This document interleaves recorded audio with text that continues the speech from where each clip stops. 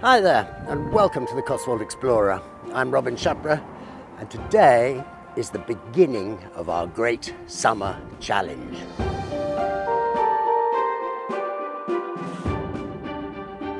We're so looking forward to this. We're going to walk the whole of the Cotswold Way.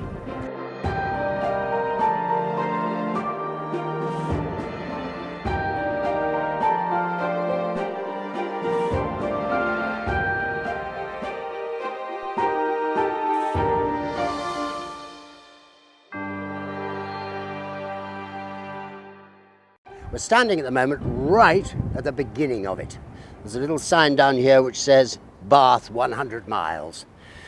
We're going to walk it all. We're going to do it in stages. Some of you will already know this because we've announced it before. And we're doing it in aid of Sepsis Research.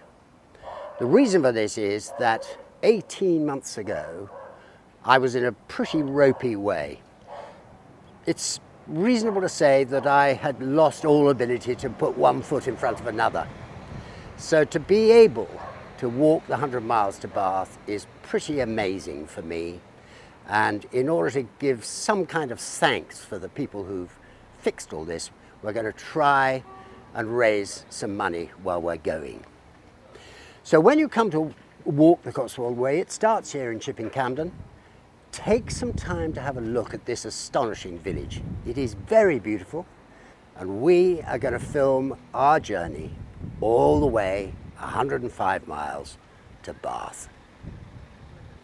So, join us on a weekly basis from now for another 10 weeks, and we will see you in Bath on the 13th of September. So we head off, leaving behind us the wonderful market building built for the village by the first Viscount Campden, Sir Baptist Hicks, whose generosity was responsible for so many of Camden's treasures. The almshouses, a fair bit of the church, and the wonderful banqueting houses that are all that is left of his great house. But more of that later. This town was built on the wool business, and survived the collapse of that industry by diversifying into silk throwing and latterly into arts and crafts. A resilient community with a fascinating history. If you're interested in the full story, please do click on the link in the description of this video that'll take you to our film on the village. But here's a short clip. I'm sorry to interrupt you just at the beginning of this wonderful series we're going to have such fun making of walking the Cotswold Way, but I want to remind you to subscribe to the channel, press the notification button, and we will keep you posted every single time we put something up about this long 10-week walk. There are all kinds of good reasons why Campden can be seen today as one of the most amazing towns in the Cotswolds, but its reliable commercial success over the years, or indeed its historical social cohesion, are certainly not amongst them. On the contrary, as we have seen so many times in our travels, the reason this place is so breathtakingly beautiful is certainly partly down to its extremely checkered life. It sits in one of those classic Cotswold folds in the landscape, overlooking the vales, with steep access roads and an unforgiving terrain.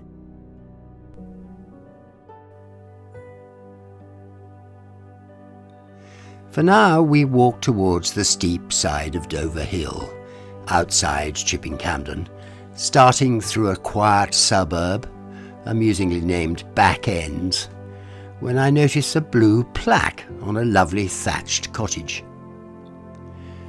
Graham Greene, one of our greatest 20th century men of letters, spent 2 years living in Little Orchard Cottage on Hoe Lane, Back Ends, from 1931 to 1933, with his wife Vivian and his Pekingese dog called Pico. He'd planned to stay for a year, but that soon turned into 2, despite the cottage's lack of electricity at the time and the rats, which he complained about in his letters. Just a few hundred yards, and we've already discovered something extraordinary. This bodes rather well.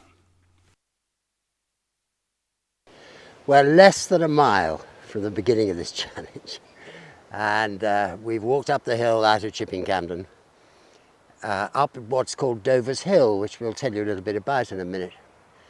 But I'm already discovering how much of a challenge this is likely to be.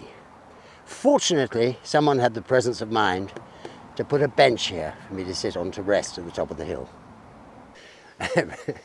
Ross and I have just been put firmly to shame, particularly I have. Someone has just literally run past us. I mean, I'm sitting here exhausted already, and he ran by as if the world was nothing. I'm deeply ashamed.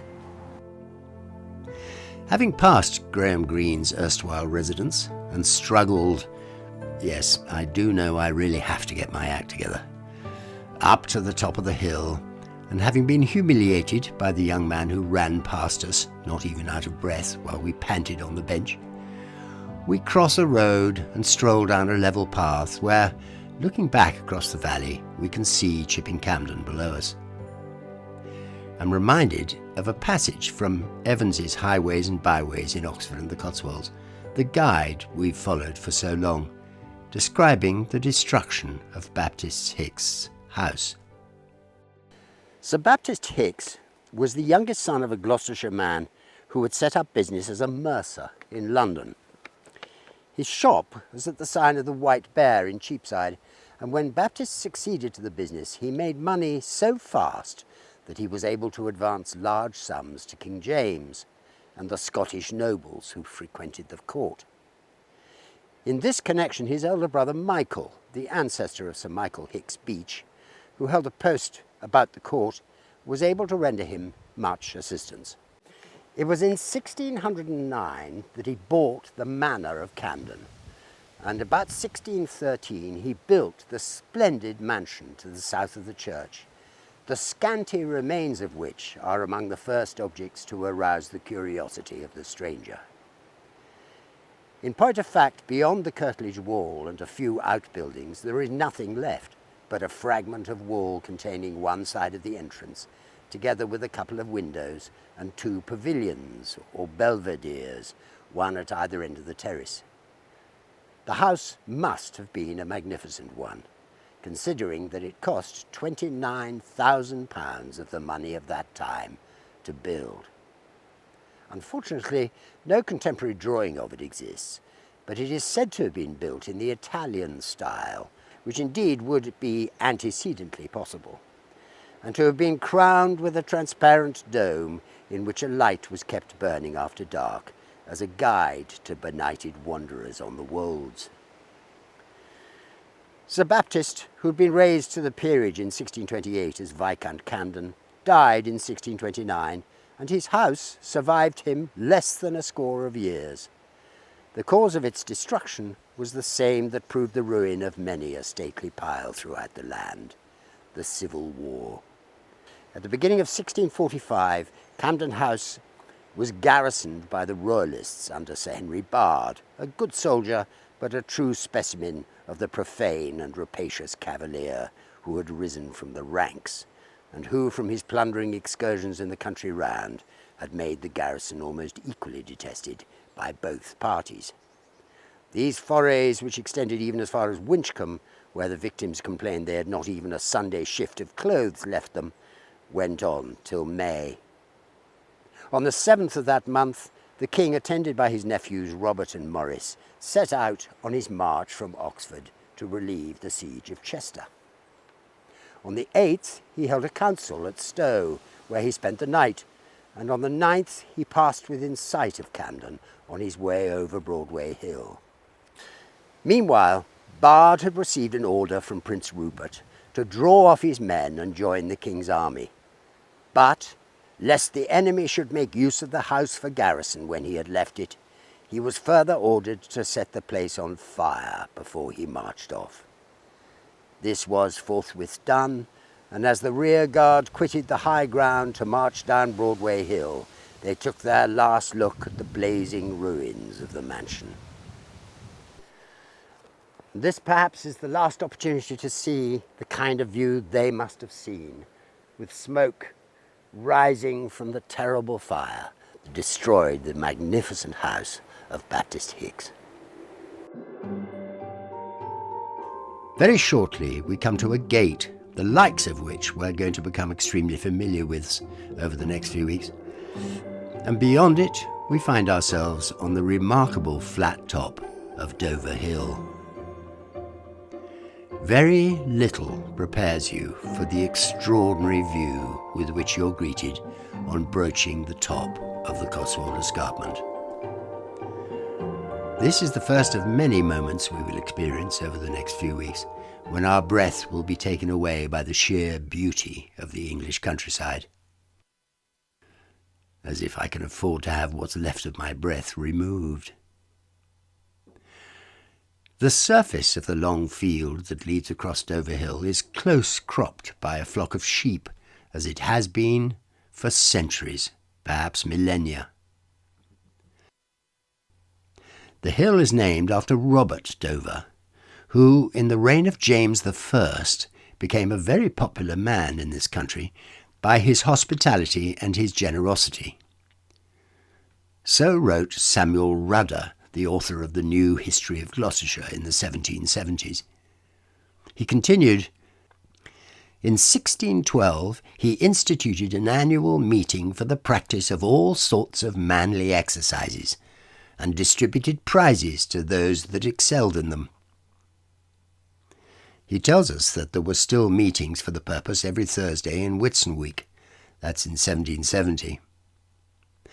Dover had been incensed by the Puritan insistence on cancelling any activity that could be construed as pleasurable, including celebrations of Christmas.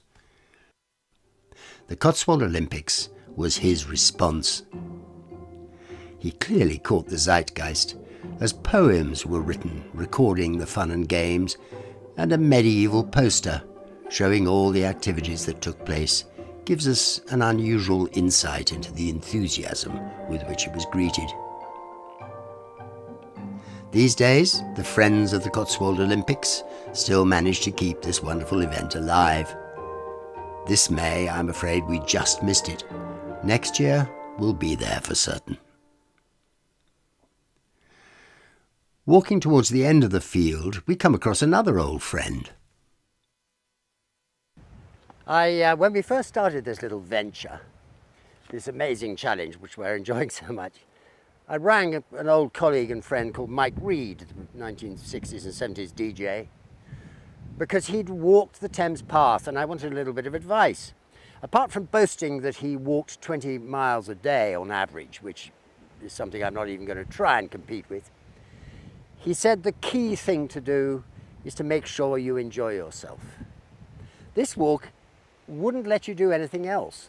We're only a couple of miles in and this incredible view is in front of us. It's astonishing. And here on the top of this plinth is a beautiful bronze plaque, and it reads, in memory of Benjamin Martin Chandler and Frederick Landseer Griggs, R.A., by whose efforts Dover's Hill, which is the hill we're standing on, was acquired for the National Trust in 1926.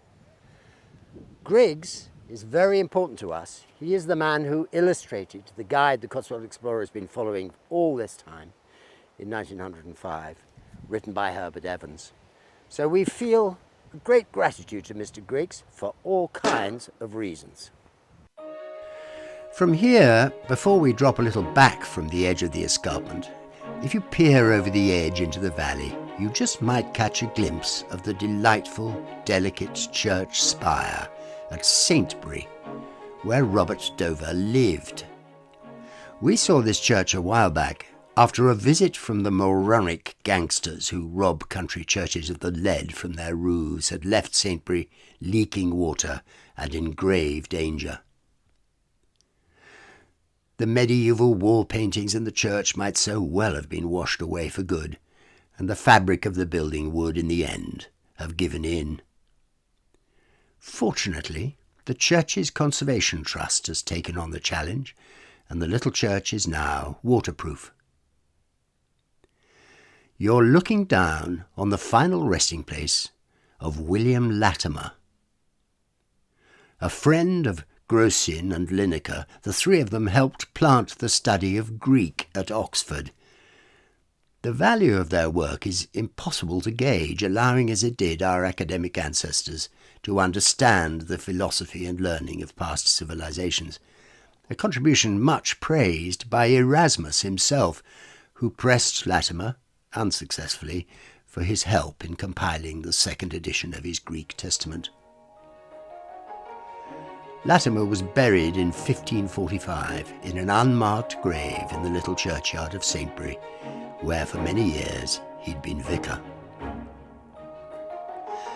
We visited Saintbury after the robbery, but before the church's Conservation Trust did its work, but the link to our film is in the description.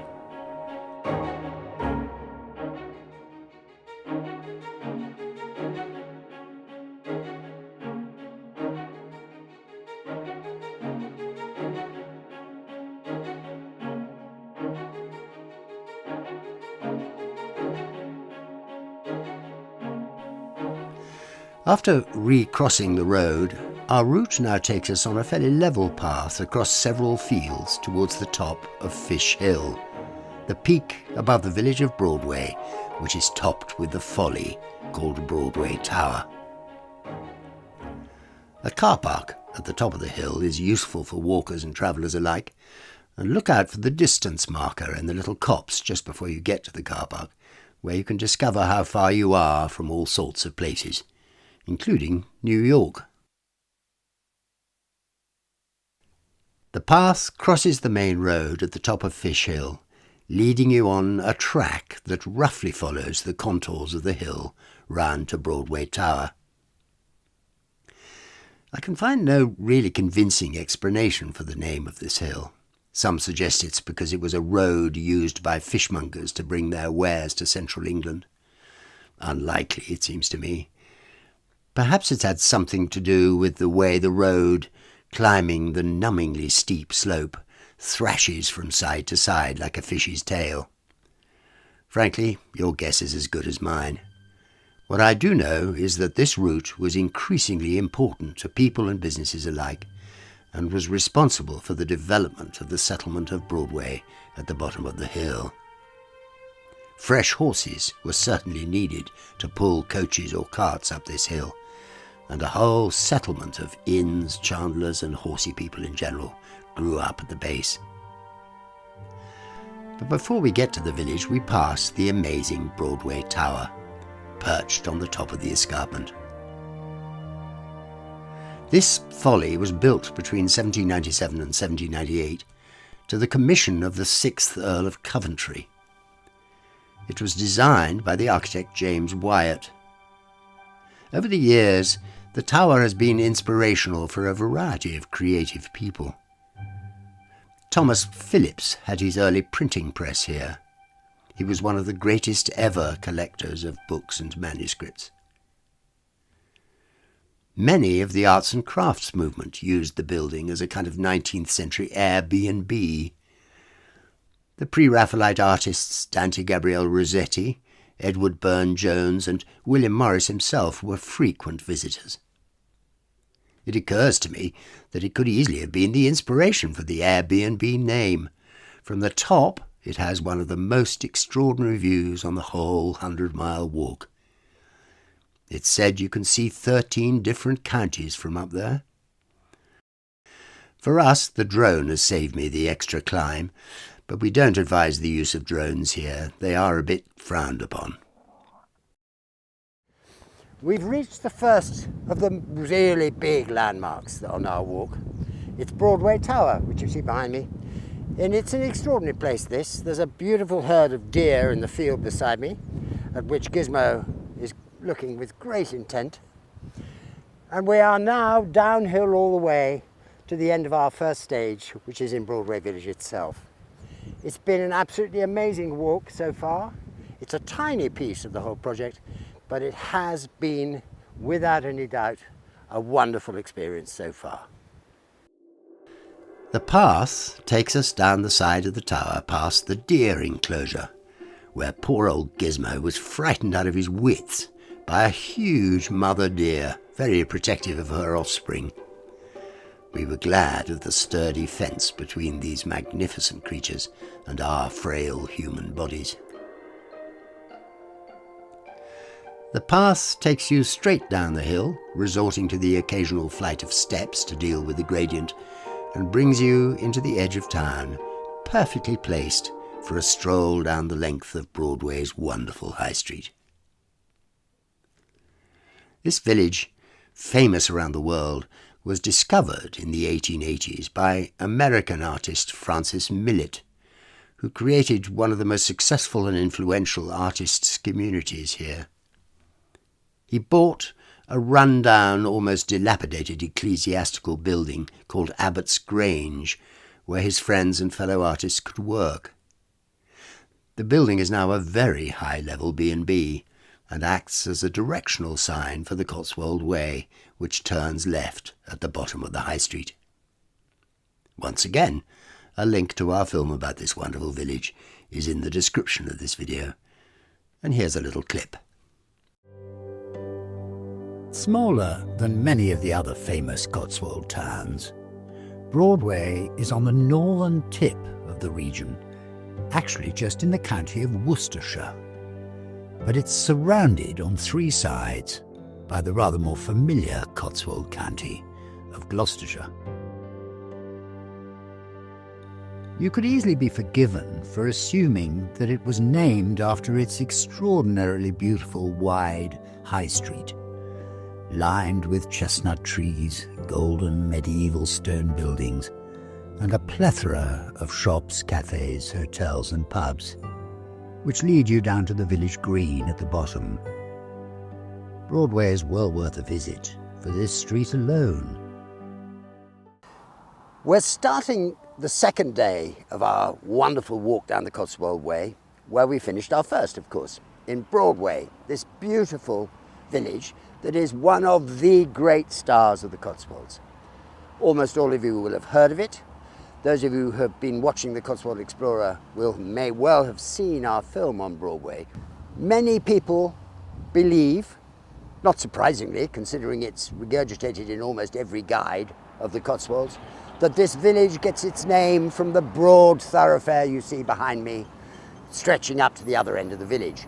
Very beautiful though it is, and with all the facilities you might need as a visitor, it simply isn't true. The original village of Broadway is 2 miles in that direction, where the parish church of the original village still stands. It's an intriguing myth perpetrated by all the guides. Never mind.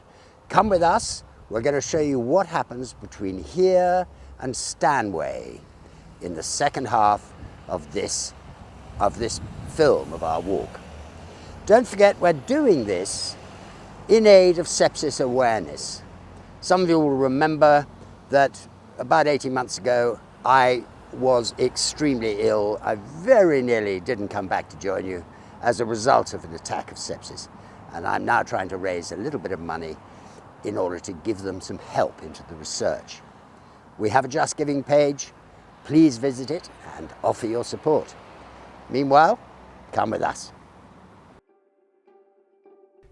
After the short time we've been on the Cotswold Way, a couple of things have become a little clearer. Remember, this is the very first time for me, and whilst Ross is an enthusiastic walker, he hasn't been around long enough to have gained huge experience, so we weren't quite sure how easy it would be to stick to the path. Fortunately, I'm able to report that the National Trails Organisation has done a pretty amazing job of marking this route. It is true that you sometimes have to pause and look around for the signs, and I'm sure that as we progress we will discover in the more remote places that a combination of confusing evidence of lots of people branching off from the official route and naughty people messing with the signage will give us pause for thought, but we are much more relaxed than we were when we started. We start walking south from the Grange along the road to Snow's Hill and towards the original Broadway village, where you would find the lovely parish church, and it might be tempting to carry on along this road just to have a look. Our advice is to make do with a glance at our film about this church, part of our latest Broadway post, and look out for the turning right off the road, signed with the iconic acorn logo. If you miss this, such is the confusing way in which the folds in the Cotswold's escarpment are made up, you would find yourself a long way from where you're meant to be. So take to the fields towards the stream at the bottom of the valley, and if you're lucky, you won't come immediately to the little problem of a flock of tups laying stubbornly in and around the gate through which you have to find your way. The young but extremely well-formed teenage male sheep clearly weren't interested in letting us through, and Ross asked me what the etiquette was for moving sheep out of the way. Drawing on my extensive experience of sheep management in 1968 Australia, I suggested respectful but firm.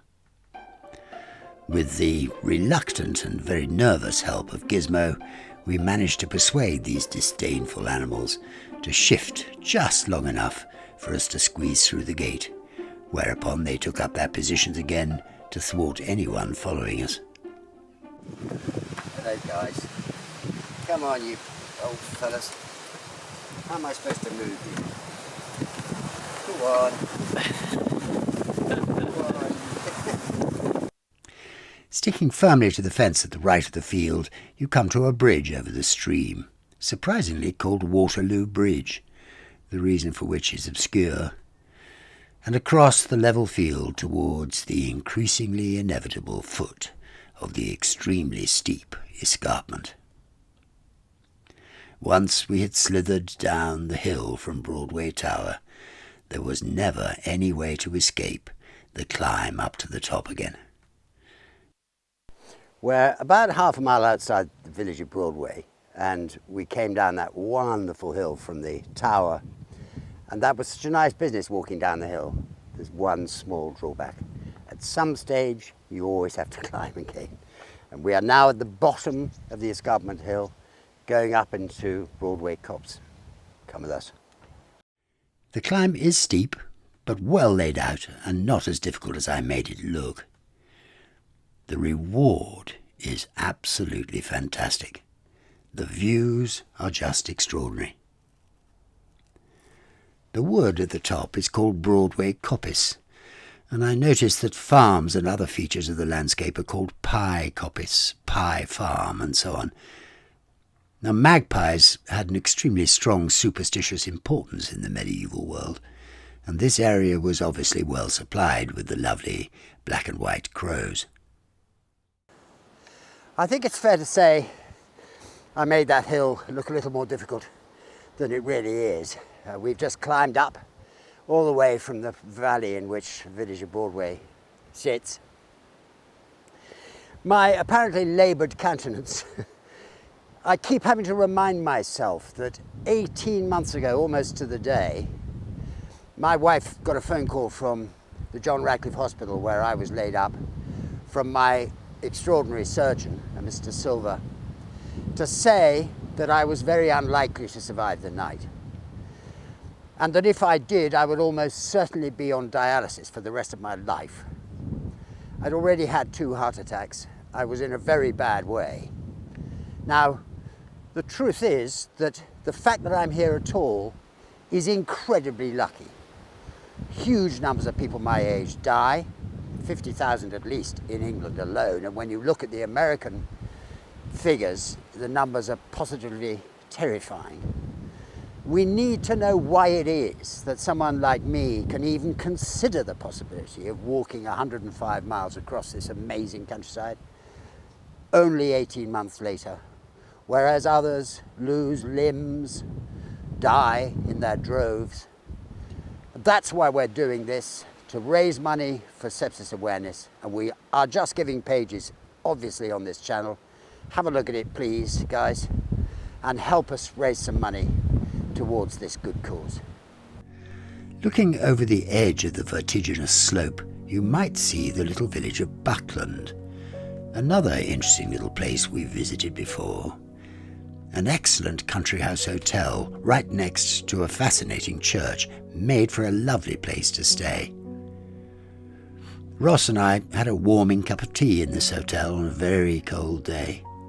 My memory is of a warm welcome, including the dogs, rows of welly boots waiting for their guests to take to the hills if they chose to, and a rather lovely old-fashioned uniformed and friendly staff. By all means, have a glance at our film of the village. The link, as always, is in the description. The walk takes us along the edge of the escarpment, past numerous deserted and defunct medieval stone quarries. And just before we reach the moment of our next descent, we come to a fork in the path. Our track goes right towards the great hill fort of Shenbarrow and on down to the village of Stanton. But going left is a footpath leading to the little village of Snow's Hill. Ross and I have spent a good deal of time in Snow's Hill recently, working with the National Trust, making a documentary film about the extraordinary manor house and the unique collection it contains. Your timing is good, because the film will be released on the Cotswold Explorer channel within the next couple of weeks. If you haven't already done so, just press the subscribe button and the notification bell beside it, and we will let you know the minute it goes live. I am personally delighted with the film, just as I am with the collection itself. And so off to the right past the hill fort and down into the village of Stanton.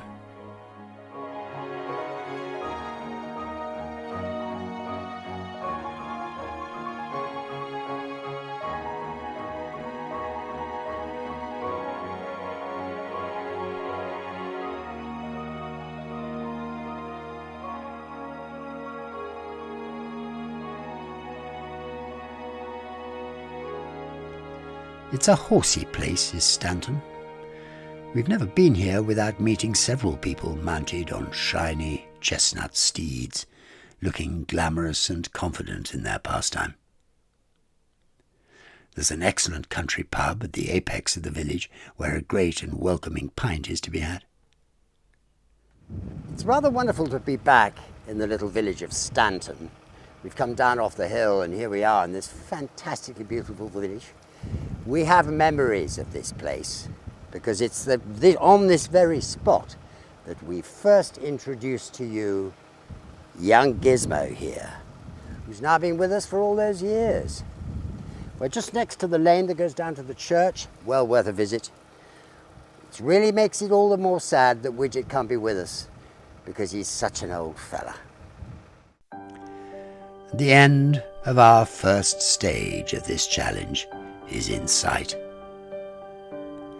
On pretty level ground, we walk across the ancient grassland that forms a large part of the great Stanway House estate. Corrugated as far as the eye can see with the remnants of the medieval strip farming system, these fields have been grazed smooth by cattle and Cotswold sheep for centuries. This wonderful parkland, planted with carefully constructed copses of now ancient trees, is an exceptional survivor of past millennia, laid out by the Tracy family. I can't help a sense of excitement as we approach what is, to date, my favourite Cotswold stately home. We're very familiar with it, with its history, and indeed with its owner, Lord Weems, who, having cooperated generously and freely with our effort to document the history of his estate, has become something of a YouTube star. It is my pleasure to suggest to you that if you have made it this far through this video, it will likely be to your taste to watch the completed film, the link for which, it will surprise you to know, is in the description below. Well, I'm standing at the moment outside Stanway Mill. This incredible place is an ancient medieval water mill, and it's fully restored and working and making incredible flour. I buy all my flour here if I possibly can. You know that there are only 40 working mills in the entire country, and that includes all the wind-powered ones, so far fewer than that restored water mills. So this is a very exceptional place. It's our starting point. I hope you'll enjoy the journey with us. We're heading now in the direction of Hales Abbey, along the bottom of the escarpment. Come with me. Leaving Stanway is always a wrench. It seems to me to embody all that is truly great about the Cotswold region and its history. Of course, it isn't alone in that. There is much of fascination and excitement to come. I guess I'll just have to ask you all to forgive me for a small bias. Before we leave the estate altogether, we walk past the old mill, restored from a ruinous state by the present owner, and one of only a few truly working water-powered mills in the country. Lord Weems is amusing when he describes how they emptied the mill pond of detritus, including old beds and bicycles. In 1291, the Abbey of Tewkesbury was recorded as owning 3 corn mills and 1 fulling mill in the parish of Stanway, all powered by the stream rising in Lidcombe Wood. The 3rd watermill in Church Stanway village is very much alive and kicking. This mill was originally a fulling mill. Fulling was the process of beating and scouring with fuller's earth cloth that had been woven from the local sheep wool. When the cloth industry died out towards the end of the 17th century, this mill was converted to grind corn. In the mid-19th century, a new 24-foot diameter cast iron water wheel, made in Tewkesbury by James Savery, was installed, and then the mill became the estate sawmill, processing timber from the surrounding area. A large circular saw, powered by an underground drive taken from the water wheel, was positioned outside the mill under a veranda. In 1913, a generator was added so that the water wheel could provide electric power to Church Stanway village. The watermill fell into disuse in the 1950s. All the machinery, except the water wheel, was ripped out. The pond was filled in and the building was modified to accommodate a number of craft workshops. From 2002, the mill was restored as a corn mill and was reopened by the Prince of Wales, now King Charles III, on the 30th of October 2009. The water wheel was provided with new galvanised steel buckets, the pond excavated, and a complete set of cast iron and wooden machinery manufactured and fitted. New grain bins, a sack hoist, a flour elevator and a 3-grade flour sieve, all water-driven, have been installed. Wholemeal and sifted flour is now produced with a pair of French burr stones. And I want to repeat that their flour is terrific. Even a baker with my cack-handed skills gets a loaf to boast of from Stanway Flour. You'll find their website in the description. The Cotswold Way takes us just a little uphill from the mill, across the road, and starts gently along the bottom of the hills towards Wood Stanway. When I last walked this path, taking Widget, my lovely old terrier, and Gizmo's grandfather, for a walk after a long day's filming, the long, flat field full of sheep at the time was my first taste of the Cotswold Way. I'm not sure it was a very prophetic one. It's more level and easy than any other bit I've seen so far. And when we got to the village of Wood Stanway, it was exactly like I remembered remote country villages in my childhood. Practical. No one bothered to trim the cow parsley. The triangle of grass in the village crossroads was tatty and spreading across the tarmac. It was a working hamlet where nothing was more important than the growing of food. To be honest, it's changed. Manicured and smart, the larger houses are no longer lived in by the local farmers and their staff, but by people with rather, should I say, suburban instincts. There's nothing intrinsically wrong about that. I mean, some people feel the countryside is lovely as long as it's controlled and managed so as not to inconvenience in any way. And that, of course, is their privilege. They're the ones to have forked out eye-watering sums for their houses, and the place now belongs to them. But old fellows like me will inevitably feel a spasm of regret. From this little place the path begins to climb once more.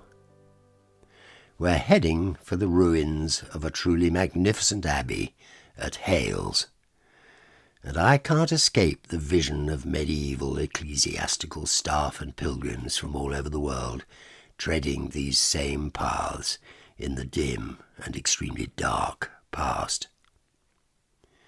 Clothed in hooded capes and moving slowly under the load of their possessions, this countryside will have seemed extremely remote and sometimes threatening.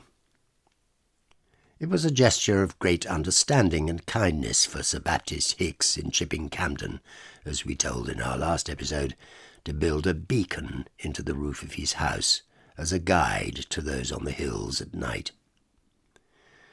In the days before electricity, darkness was something intense that we rarely experience these days, and getting hopelessly lost not in the least unusual.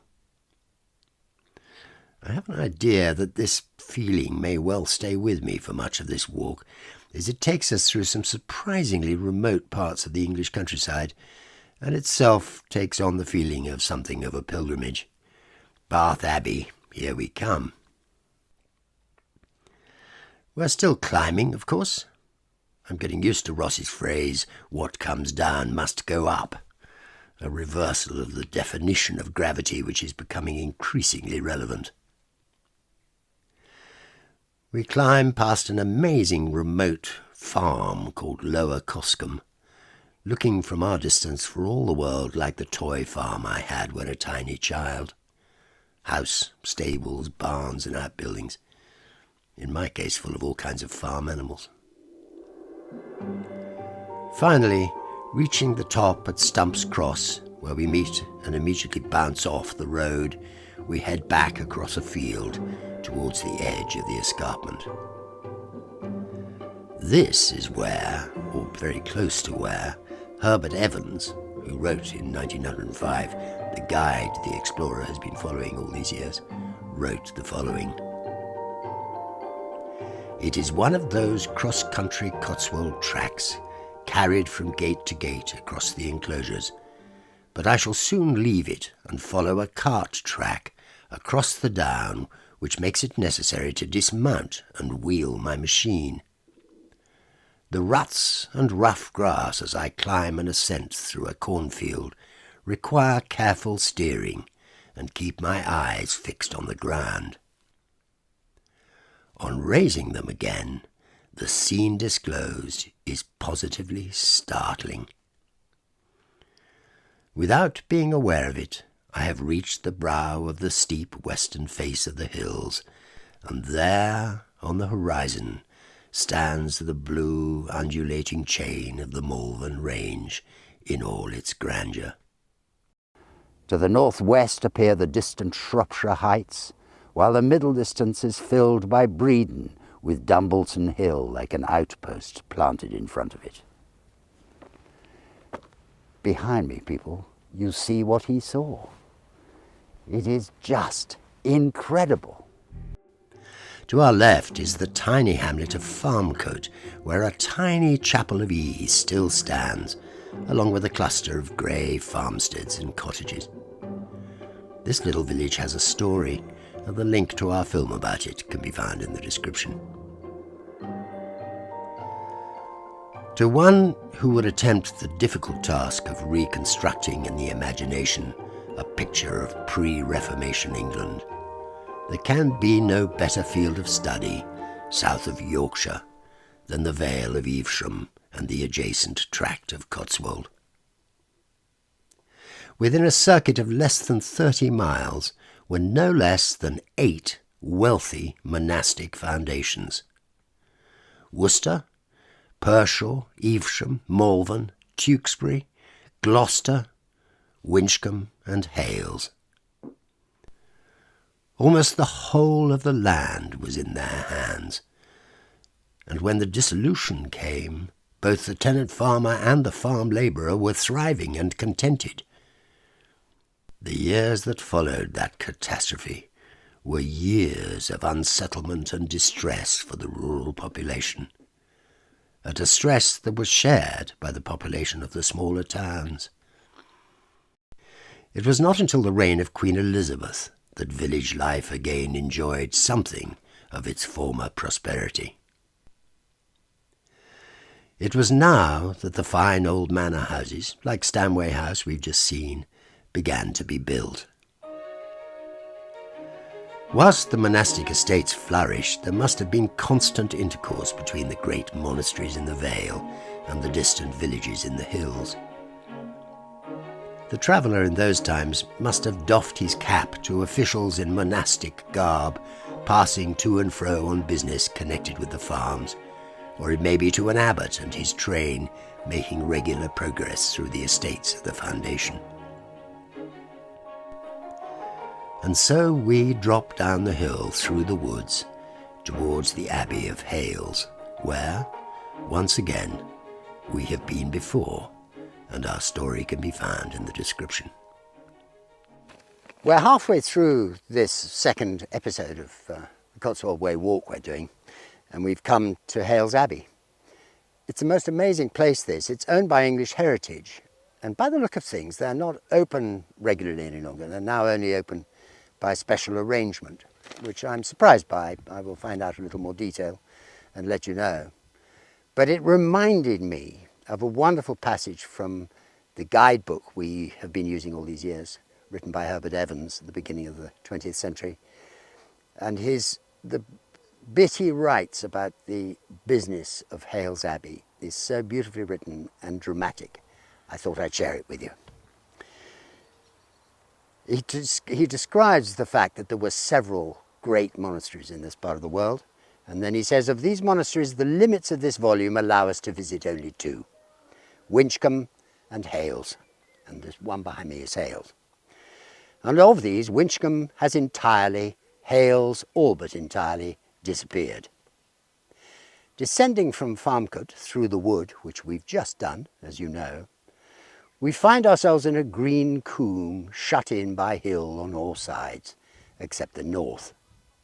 On our right is the parish church, in the meadow on our left a square plot enclosed by 4 ruined walls. This is the cloister garth of the once famous Cistercian monastery of Hales. Nothing else remains. The splendid church, the conventual buildings, the approaches, the gatehouse, the precinct walls, all have gone. There is nothing above ground but these ruined walls to tell you of the vast edifice of which they once formed so small a part. A few years would suffice for the destruction of all that for 3 centuries had been the object of veneration. Neither here nor at Winchcombe, 2 miles away, was it any outburst of popular fanaticism or any violent manifestation of popular hostility that overthrew the shrines and pulled down the walls of these 2 magnificent churches. The demolition was deliberate and systematic. It was a mere matter of business proceeding upon a cool calculation of profit and loss. That these buildings were landmarks in the history of the national church, that they were the supreme efforts of constructive art, was quite beside the question. It was enough that on utilitarian grounds they stood condemned. Neither of them was needed, either for a cathedral, as at Gloucester, or for a parish church, as at Tewkesbury. Why then should they any longer cumber the ground? It's a frightening, slightly shivery description of what it's like when iconoclasm takes hold. It was a dreadful time. I've looked up what's happened to the English Heritage Organisation. Their website says, At 22 of our smaller sites, Hales is obviously one of those, we want to find different ways of sharing them with our visitors. And this is because our usual way of opening isn't necessarily suitable or sustainable at these sites. And, for instance, offering special guided tours, temporary exhibitions, or partnering up with the local communities for special events will provide a richer experience than what we currently offer. I think what that means is that there aren't enough visitors to Hales Abbey to justify the cost of a member of staff to let them in and out. It does slightly beg the question whether locking its doors and allowing no one in is the answer. We'll watch this space, but how low can this mighty place fall? Heading off across the field opposite the church, we're aiming for Winchcombe. After being so very careful where I trod over the rough and steep miles from Campden, I took my eye off the ball on a short stretch of road at the edge of the village and turned my ankle in a pothole. Knowing how slowly I mend these days, I suspect this means I'll be walking most of the Cotswold Way with a sprained ankle. Hey-ho. The path between the two ancient sites of Hales and Winchcombe has been known by many for centuries as the Pilgrim's Way. It brings you to the bottom of the village, crossing the bridge over the River Isbourne, and straight up the high street of this historic town. I call it an historic town.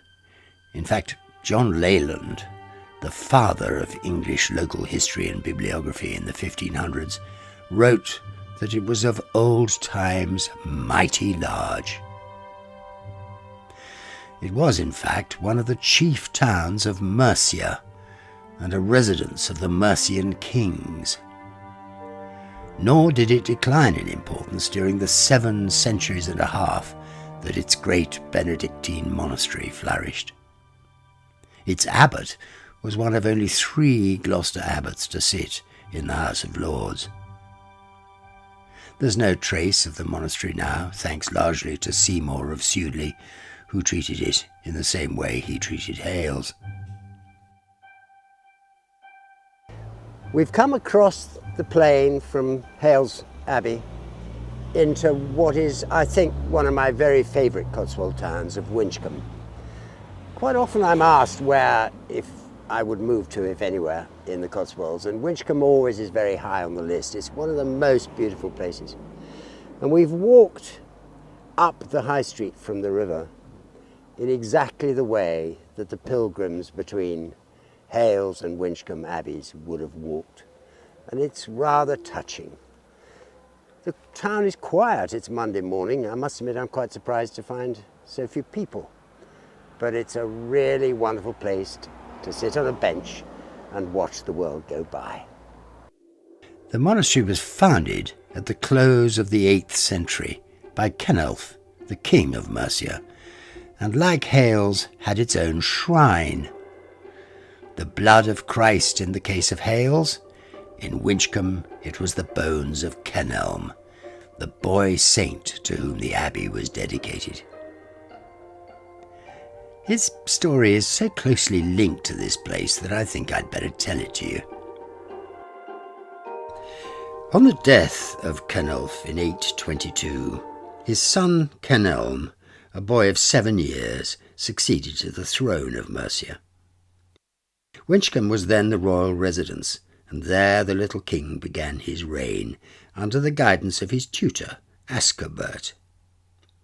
Fortunately, or unfortunately for him, he had an elder sister, Quenrid, who cast envious eyes upon the lad and sought to supplant him on the throne.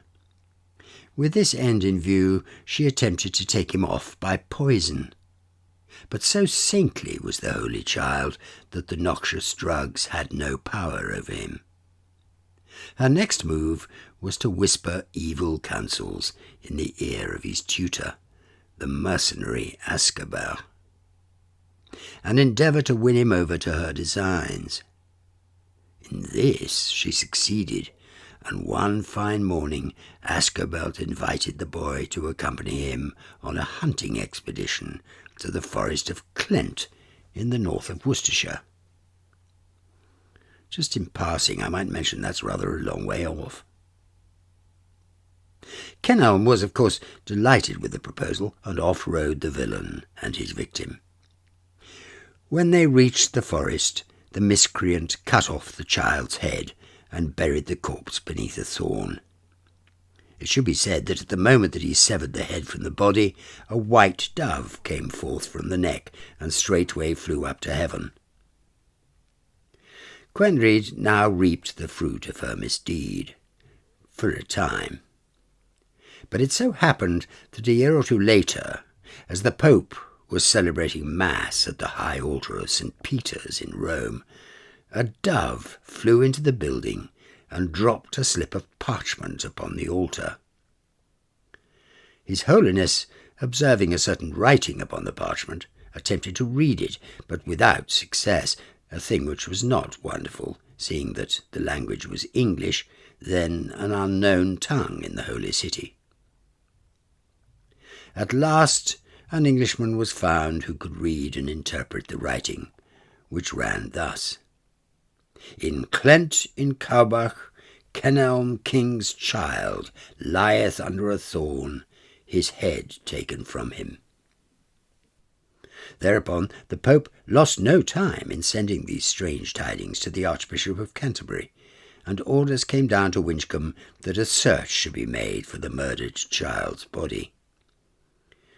Accordingly, a party of monks set off for Clent and arrived at the Cowbach, where a white cow, herself long a devotee of the saint, guided them to the thorn.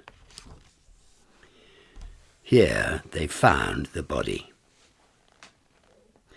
The return journey was managed without adventure till they reached a point high up on the hillside over against Winchcombe town, and some 2 miles distance therefrom. Here the good monks found themselves overcome with thirst, and offered up prayers that for the love of St. Kenelm some refreshing drink might be granted to them. Immediately a miraculous spring gushed forth from the hillside, a spring which was long famous for its wonderful healing properties. The spring was covered with a well house, which may be seen even to this day. Thus refreshed, the procession filed up Winchcombe Street on its way to the Abbey, and here a terrible thing happened. The wicked Quenried, her psalter in her hand, was watching the approach of the procession from a window of the palace. As appropriate to the occasion, she had chosen for recitation the 109th Psalm, in which the psalmist calls down the vengeance of heaven upon his adversaries. To render the charm more effective, when she reached the end of the psalm, she began to recite it backwards, and had just reached the 20th verse, which reads, "This is the reward of mine adversaries from the Lord, and of them that speak evil against my soul," as her brother's corpse was borne beneath her window. But she got no further with her reading, for at this moment her eyes fell out upon the open psalter, and the book, stained with her blood, was thereafter piously preserved among the sacred treasures of the Abbey. That, ladies and gentlemen, is just a taste of the slightly more gruesome subscription channel we now have on the Patreon platform, where we put up ghost stories, gruesome tales, and all our other Cotswold Explorer films without advertisements. And all for a tiny £4.50 a month. Do subscribe. It's a blast. And so we turn left down the lane towards Sudley Castle, a fantastic place which is the only private house with a royal burial in its grounds, that of Catherine Parr, the last and only wife to survive Henry VIII. For anyone walking this trail, a visit to Sudley, even to look at it from the outside, is worthwhile. One day we will hopefully make a film all about this extraordinary place. For now, however, we stick to the trail, turn right and head, with some trepidation, towards the escarpment, at the top of which lies Belas Knap, one of the best preserved prehistorical burial chambers in the country. After a short, level walk across extremely well-kept farm tracks, we start the climb, which I've been warned, not least by Ross, who's done this before, will test my stamina, and possibly tell me if I've bitten off more than I can chew, deciding to make this trek. Just introducing a little jeopardy into this wonderful time we're having walking the Cotswold Way. I turned my ankle a couple of miles back. It's so typical of an old man like me. So I've added to Ross's problems because now I'm having trouble keeping up with him. Right now, we're just outside Winchcombe, looking back towards Sudley Castle and preparing ourselves to climb the tallest bit in the whole of the Cotswolds. It's up to Belas Knap. Come with us. I made it okay. In fact, in a vaguely masochistic way, I really enjoyed it. Remembering Mike Reed's advice to take time to enjoy myself, I made sure to turn around and look behind me as I climbed, and I strongly suggest you do this yourselves, however well you're sprinting up this hill. The views that reveal themselves as you climb are astonishing. When you reach the first tree line, it's worth stopping for a moment and look at Sudley Castle's place in the landscape. How extraordinarily well it hides itself from view from many angles, except this one, and to imagine what it must have looked like to the medieval people from whom it was built to protect its residents. A daunting prospect for any marauding army. In the end, of course, not daunting enough, but that's a tale for another time. Cross the road and walk up through this barrier of trees, and you find yourself at the edge of a field, around the edges of which it is important you walk. Many of the lazier visitors take a shortcut across this farmer's field, but it really is important for us all to remember that this land isn't a playground, and when farmers ask you to do something, it's usually for a very good reason. Up to the top, through the cap of trees so often found on the peaks of chalk, or in this case limestone hills, and you find Belas Knap. This barrow, built over 5,500 years ago by prehistoric people, just like us but older, as Monty Python might have said, contained the remains of 38 people. They died, according to radiocarbon dating, between 3,700 and 3,600 years before Christ. On this edge of the escarpment of the Cotswolds, on almost every spur that reaches out into the vales beyond, on the top there is, on almost every single one of them, some kind of prehistoric building or fort. And on the whole, in the Cotswold Explorer, we've commented on them but ignored them. This one is just a little bit different. It's called Belas Knap. We're just outside Winchcombe, just above Sudley Castle. It's 5,500 years old, this building behind me, and built as a burial chamber for prehistoric man. And it's interesting what was found inside. Children buried here, for example, with obviously fatal head wounds. It was a vicious and unpleasant world they lived in, and it's not surprising they built their main buildings in places where they could see people coming from miles around. If I'm honest, I find these places a little overwhelming. The demonstration of the cruel and dangerous life led by our ancient ancestors makes me wonder if we'll ever learn the lessons. It's been 5,000 years, for heaven's sake, and we seem still to be bent on destroying ourselves. Hey-ho, we make our way across the fields towards the wooded descent to Postlip Manor, through a suitably named wood called Breakheart Wood.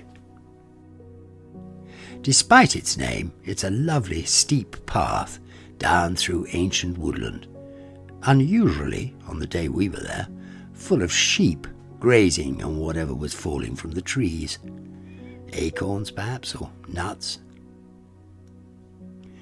We took a rest by the idyllic stream at the bottom of the hill, walked upwards again to Postlip Farm, and there quite soon was the view of the wonderful old manor house of Postlip. This place is exceptional in many ways, and we would hope to make a film about it in detail at some point. But we are becoming increasingly aware that we've arrived at an opportune moment. Lots of people, tents, music. Good heavens above, what could be going on? We've come down through... You're going to have some music in the background. This is very exciting. We come down right through the wonderful woods called Heartbreak Woods, or Breakheart Woods. And we've arrived at Postlip Hall to discover that today is the Cotswold Beer Festival being held on this estate in front of this house right now. They've been unbelievably kind to us because we don't have tickets or anything, but they've allowed us in. We're going to go in and we're going to show you a little bit about what's going on. This happens every year. This year, 18th, 19th and 20th of July. Next year, 17th, 18th and 19th. It's very exciting and unexpected. We're going to show you around. This festival is in its 47th year and is a collaboration between the families who live at Postlip and CAMRA, or the Campaign for Real Ale, to give it its full name. I've always loved CAMRA. They're a fantastically enthusiastic and tough pressure group on a subject that is close to the heart of any true believer in quality, taste, tradition and small business. Allied with the incredible people who keep one of the most wonderful houses in the country alive and lived in, they make a formidable team. We will talk in a little more detail about this wonderful house in the next episode that, you will be surprised to hear, starts from here. But meanwhile, this beer festival makes use of the incredible tithe barn just below the main house that when I saw it for the first time, I was unable to think of a better preserved and maintained medieval barn around. I suppose I have to admit that on further thought there are a few that compete, but really the people who are responsible for this building have done a brilliant job. CAMRA brings huge numbers of casks of beer from all over the place, lay them out and simply ask you to buy whichever takes your fancy. Fortunately, the token system of purchase keeps the impossibly enthusiastic old soak like me from overdoing it too quickly. It really is an amazing opportunity. The residents run everything else. The food, the parking, the crowd management, and the music, which is live on stage in the barn and definitely makes you want to dance. The style and good nature with which they run this place is a lesson to us all. I cannot recommend the event highly enough. I've given you the dates for next year. Put them in your diary. The charming resident who, entirely unsolicited, gave Ross and me a lift to the end of the kilometre-long drive to our transport, told us a little about the place. She explained that this house is in joint freehold to all its residents, and they share the work and many benefits of the place, like kitchen gardens, outside space and so on, which she described, with a smidgen of defensiveness, as the hippie bit, but pointed out that they also keep a seriously important Grade 1 listed building in brilliant condition and need this kind of event to finance that. It seems to me that her smidgen says more about the rest of us than it does about the amazing people who've chosen to live here. I really do look forward to having a closer look at this place.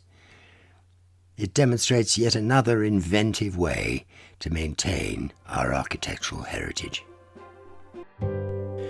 We leave Postlip after a lovely beer festival. Don't forget to pop in your diary for next year, the 17th to the 19th of July, with some regret. This extraordinary house is home to a living experiment which seems to me to have an enormous amount to teach us about living with each other. I guess I'd better come clean and admit that I lived for 13 years with my young family in a divided large house in East Oxfordshire, where the children shared a 3-acre garden to play in and the adults shared the upkeep. A very much simplified version of Postlip, and my children have the fondest memories of their early life. The history of this house is fascinating. At the end of the 19th century it had been neglected for years when Mrs. Stuart Foster took it on and recovered its former glory. As you skirt the grounds, as is of course appropriate, the beer festival gives access only 3 days annually, and otherwise it's not open to the public except for weddings and things. You'll see over a lovely dry stone wall the small chapel that's in the grounds of this house. Even in Gloucestershire it isn't every manor house that has its chapel, a distinction that has been Postlip's since the days of Stephen in the mid-12th century. The story goes that, owing to the constant violence and civil strife that marked that king's turbulent reign, the tenants of the Lord of Postlip were afraid to attend the services at their parish church and begged him to build a chapel where they might have the benefit of his protection. I have absolutely no idea if that story is true, but hopefully we will get our opportunity to visit the place soon to see the original Norman chancel arch and windows. Note also, as you walk this pretty path round the edge of Postlip Hall, the spring that gushes constantly from the hillside. One of the main reasons this part of England has been popular for human settlement since time immemorial is the reliably constant sources of fresh water. These springs emerge from the side of these hills all along the escarpment, and this one was clearly covered and protected at a very early stage and provided water for the estate. Sadly, but probably sensibly, I suspect that that is no longer the case, but it will certainly still provide for the livestock. And so we begin the steady climb to the top of Cleeve Hill. The Cotswolds, like all ranges of hills, wherever you travel, has a wide range of terrain, varying in feel and style in a dramatic fashion. Cleeve Hill is a perfect example of this. It's a huge, bald hill, looking more like part of wild Dartmoor than the lush green Cotswold that surrounds it. It stands out almost literally like a sore thumb. Close grazed by sheep over the generations and scraped by rabbits, it's the perfect place for a golf course that feels more like a seaside links than an inland course. Adding to the confusion, close to the top of the hill, I notice, lying in a rabbit scrape, a perfectly formed little fossilised clamshell. Then, of course, I notice many more, reminding us that these hills used to be underwater. The breathtaking natural forces that raised this sedimentary seabed to the heights of Cleeve Hill are beyond our imagination, but it's a salutary thought. The blink of an eye in geological times in which we are fortunate enough to live has seen nothing even resembling this kind of upheaval. Not a bad idea to remember that, it seems to me. We're standing at what we knew was going to be something of a landmark, because we're right at the top of Cleeve Hill, at the tallest point of the Cotswolds. And there's a view of such breathtaking beauty from here. You can see almost 360 degrees into the distance. As I speak, the Stanway fountain is playing in the woods over there. We can see it. Oh, it's just turned itself off. We can see the Broadway Tower from which we came. We can come all the way around here. You can see Tewkesbury, Abbey, and Gloucester Cathedral in that direction. It's just breathtaking, and quite an achievement to be so high up. We stopped for our normal picnic lunch under the only tree in the centre of Cleeve Hill, giving us a little shade and inducing a sense of false security which made me release Gizmo from his lead. Needless to say, within minutes he was missing, and I saw him stalking a bunch of free-ranging sheep in the middle distance. Fortunately, he responded immediately to my whistle, almost certainly because it was too hot to start chasing sheep. But it just goes to show how important it is to keep our animals under control. Stopping to look at the view over Cheltenham Racecourse, it becomes clear that it has been of great importance to people over the ages. Now you can buy a small space on a kind of display board to put up reminders to all that your relation or friend enjoyed walking here. The truth is that humans have looked over this landscape for millennia and marvelled at its beauty. Even before the important town of Cheltenham was a glint in the town planner's eye, they saw the value of seeing the Malvern Range in the distance, with Shropshire to the right, and Brendon Hill and Dumbleton in the foreground. Even a hint of the Severn Estuary, just to encourage the likes of us long walkers in that direction. And so we follow the contours of the hill, across fields that haven't changed for centuries, filled with wild flowers and shrubs, challenging our balance, well, I should say at least my balance, trying to avoid toppling off the slope, to the end of the first half of this episode, at the bottom of a little lane lined with gnarled trees that could have come out of a video game, and up which we walk, taking photographs as we go, because the trees look exactly the kind of subject my brilliant painter wife, Pep, likes to portray. A brownie point in the offing? Well, maybe. To be honest, I'm quite glad to be walking away from Cleeve Hill. It's so desolate, so featureless, and I suppose extreme. I look forward to the wooded valleys and green landscape of what's to come. We're heading for Severn Springs, which you won't be surprised to discover is an area of plentiful water supply. After a short spell on the road, we take again to the countryside, walking down shaded lanes where wildlife seems oblivious to our presence. This muntjac deer is young, but surprisingly unfazed by Gizmo's heaving at the lead. There are several nature reserves along this stretch of hills, and it shows. Thick, thorny scrub feels ancient.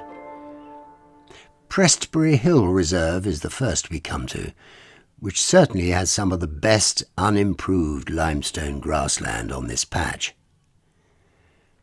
The steep, stony slopes helped these areas escape the damage of ploughing and agricultural so-called improvements. There's a great variety of flowering plants and grasses, and several orchids can be seen if you're fortunate. Musk and bee orchids, just two. The butterfly population is also thriving. The Chalk Hill blue, small blue, and Duke of Burgundy butterflies can be found in localised colonies. Butterfly Conservation owns and runs this reserve and is always looking for volunteers. Lineover Wood, run by the Woodland Trust, comes next, with some truly ancient beech trees, some believed to be over 600 years old. I'm not sure we saw it, but they say there is one tree that claims to be the third largest ancient beech in England. After a brief climb across a grassy field, we come to a strip of wood in which we are glad to take shelter from our very first taste of rain since we started this walk. We've walked the last few days in the most blazing sunshine. It's been wonderful, as you probably are aware. Right now, for the first time, it's raining on us. I'm sitting under a lovely little oak bush, sheltering from a rainstorm. It feels extraordinary. I'm almost ecstatic. The great Cotswold Estate is our next great woodland stretch. We've quite a lot of ups and downs all the way to our destination for this episode, Seven Springs. This part of the escarpment has more waterways and streams than any other, which makes the landscape full of deeply cut ravines, wooded and steep, cut into the scarp. A wonderful haven for wildlife. Quite a tough task for the walker.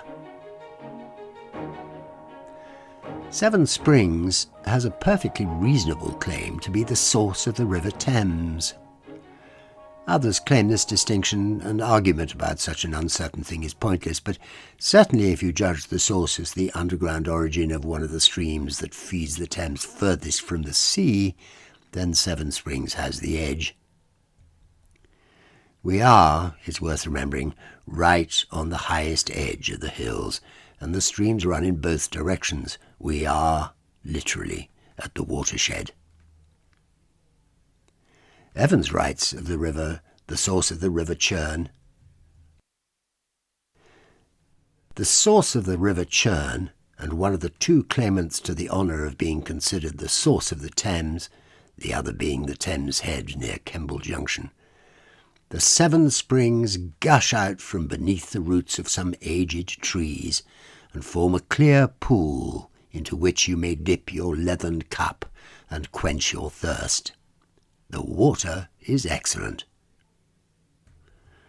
I'm afraid I don't know exactly of where he was writing, as we are finishing this stage in a slightly unprepossessing lay-by by the side of the main road. We leave our slightly unprepossessing lay-by at Seven Springs, which was the finishing point of our last section, and, as you will have heard if you saw the episode, marks, arguably at least, and certainly in my view, the source of the great River Thames, and make our way towards the mysterious feature of the Cotswold Ridge, the Devil's Chimney. More of that in a minute, and a proper introduction to this episode, but meanwhile, walk northeast to the staggered crossroads of the A436 and the A435. Turn left and left again along the minor road towards Hartley Hill. The way is, as usual, extremely well marked, and climbs along a minor road, and then, skirting the escarpment through briars and brambles, onto Carlton King's Common, revealing exceptional views over Cheltenham and the Severn Vale.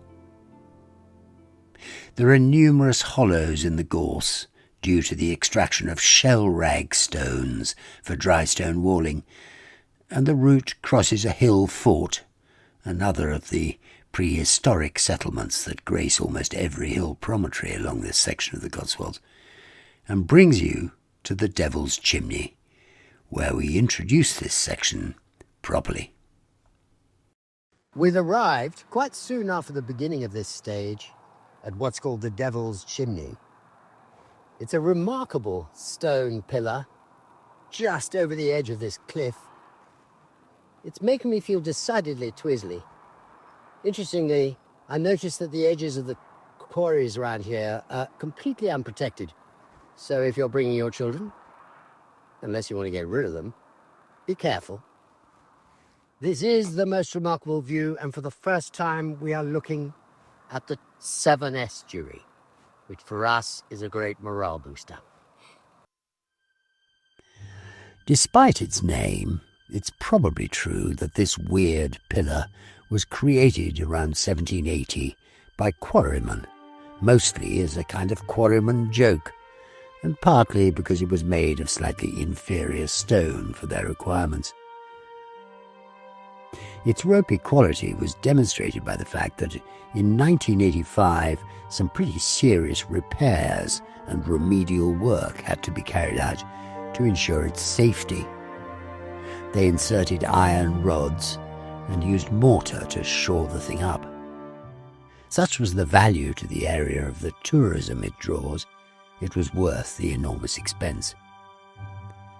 So the Chilternians retained their monument, at least for the moment, and were able to continue to try and convince us that the devil, miffed beyond endurance by the huge number of Christian churches in the area, would sit on Leckhampton Hill and throw rocks at the Sunday churchgoers.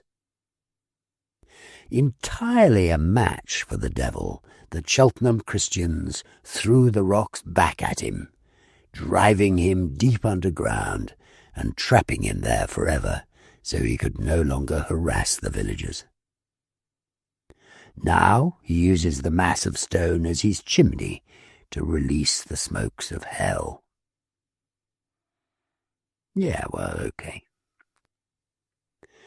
The Cotswold Way drops down from the chimney, past yet another quarry, now used as a car park. And it's here we pick up a new walker. I'm really thrilled to be able to say I have a new companion today. We're in the little spell between the Devil's Chimney and Birdlip. It's a lovely part of the Cotswolds to be walking.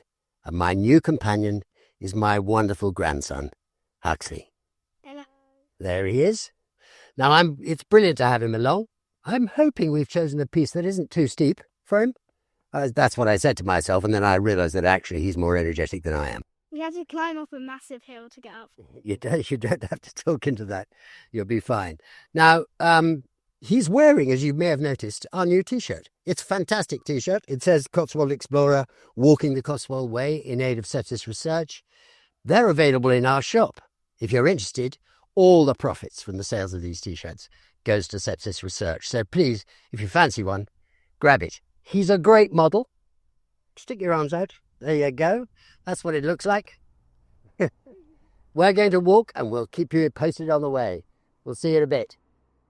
It's terrific to have him with us, and we join the small road where he climbs a few hundred yards before branching off to the right across the countryside. This is horsey country.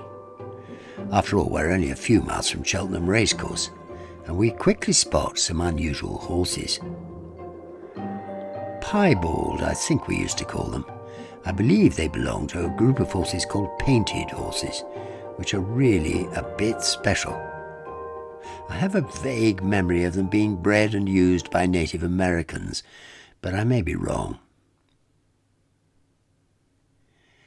We also find ourselves passing a setup called National Star, a terrific place, using an old but unexceptional country house as a venue for a remarkable institution, realizing the aspirations of people with disabilities. The Cotswold Explorer is always looking for different ways in which big houses are kept alive, and this looks like one we should come back and see sometime. I resist the temptation to take a diversion with Huxley, to visit a village just a mile or so east called Cowley, where his 7 times great-grandfather built a huge house and formal gardens. On the foundations of the former is now a seriously grand hotel called Cowley Manor, but the gardens, their cascades, and some of the original trees still exist, as does the little church and the tombs of his ancestors. Another time, perhaps. Meanwhile, our film of it is in the description. Also close, in fact a little closer, is the exceptional settlement of Cubberley, which we visited before, and the details of that film are also in the description. If you're feeling energetic, a diversion is well worthwhile. Despite temptation, we stick to the trail, and skirting the hill we climb slowly towards the top of Crickley Hill.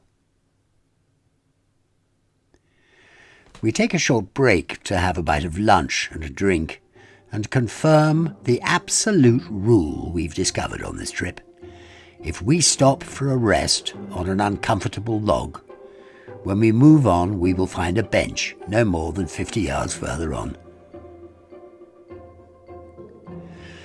I am running out of superlatives to describe the views from these hills.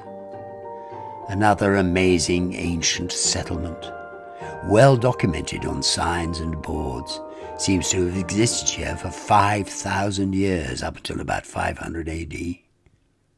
This extraordinary place could have held us up for hours, but Hucks's mother wanted him back today, and everyone knows how easy it is for an old grandfather to bore the living daylights out of their grandchildren, so I simply vowed to bring him back sometime if he'll let me.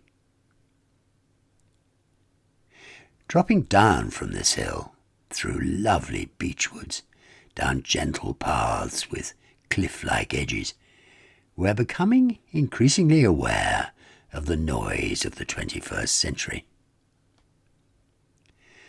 We are descending upon a huge and controversial piece of landscape engineering that really takes your breath away. The National Highways website describes it thus: a landscape-led highway scheme that will deliver a safe and resilient free-flowing road while conserving and enhancing the special character of the Cotswolds national landscape. Our scheme will improve the connection between two dual carriageway sections of the A417 at Brockworth and Cowley. It started in 2023 and is expected to finish in 2027. I think I'll reserve judgment on that. We crossed the roads with the help of an extremely courteous HGV driver who stopped the steady stream of enormous lorries to let us pass. I wish I could have thanked him, but he was too high up. We did notice from this side of the valley an amazing network of what looked like mountain bike tracks on the far slope. This was confirmed when we finally reached the other side of the valley and saw people having a wonderful time, risking life and limb. Something has come from all this already. And so along the side of the hills, luckily staying reasonably close to the contours, we come to Birdlip Hill and then Birdlip Village. Here we say goodbye to Huxley. It was a treat to have him along, and I'm so proud of his strength and resilience. A cup of tea and a biscuit, if that's your thing, can be had at the Royal George in Birdlip. This lovely village was once a huge tourist hotspot, but not quite so much these days. That doesn't mean it isn't a lovely place. It is, and hopefully the hotel does good business.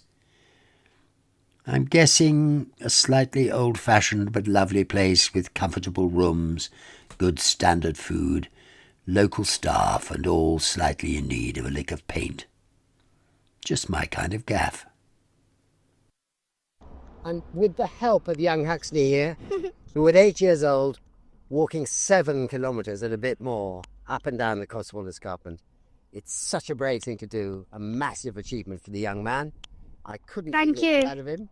It's brilliant. I'm surely worth a couple of quid of everybody's money. Don't forget our Just Giving page, the Sepsis Research, is in the description.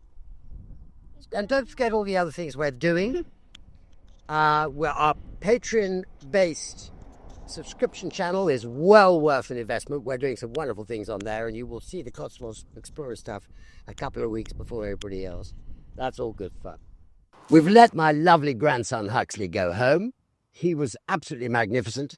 We're moving on to the next stage. As you can see, I've taken my t-shirt back from him. He modelled it beautifully, but it fits me slightly better.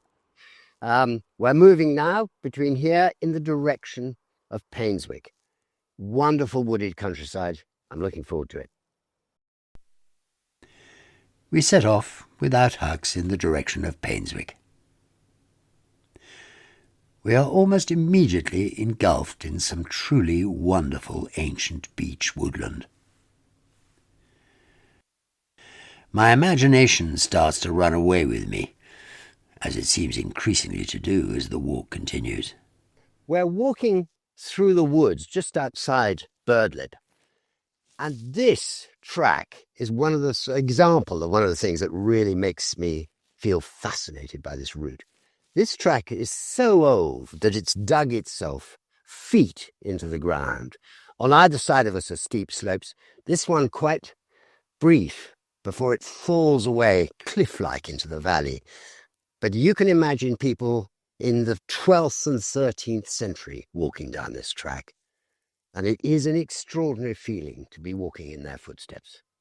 Coincidentally, whilst walking these extraordinary lanes and spending my entire time imagining ancient Roman soldiers and medieval monks walking down them in the years gone by, my phone goes off, such is the modern world, and I met a message from Ross's namesake, who is running a performance of Hamlet in Chedworth Manor.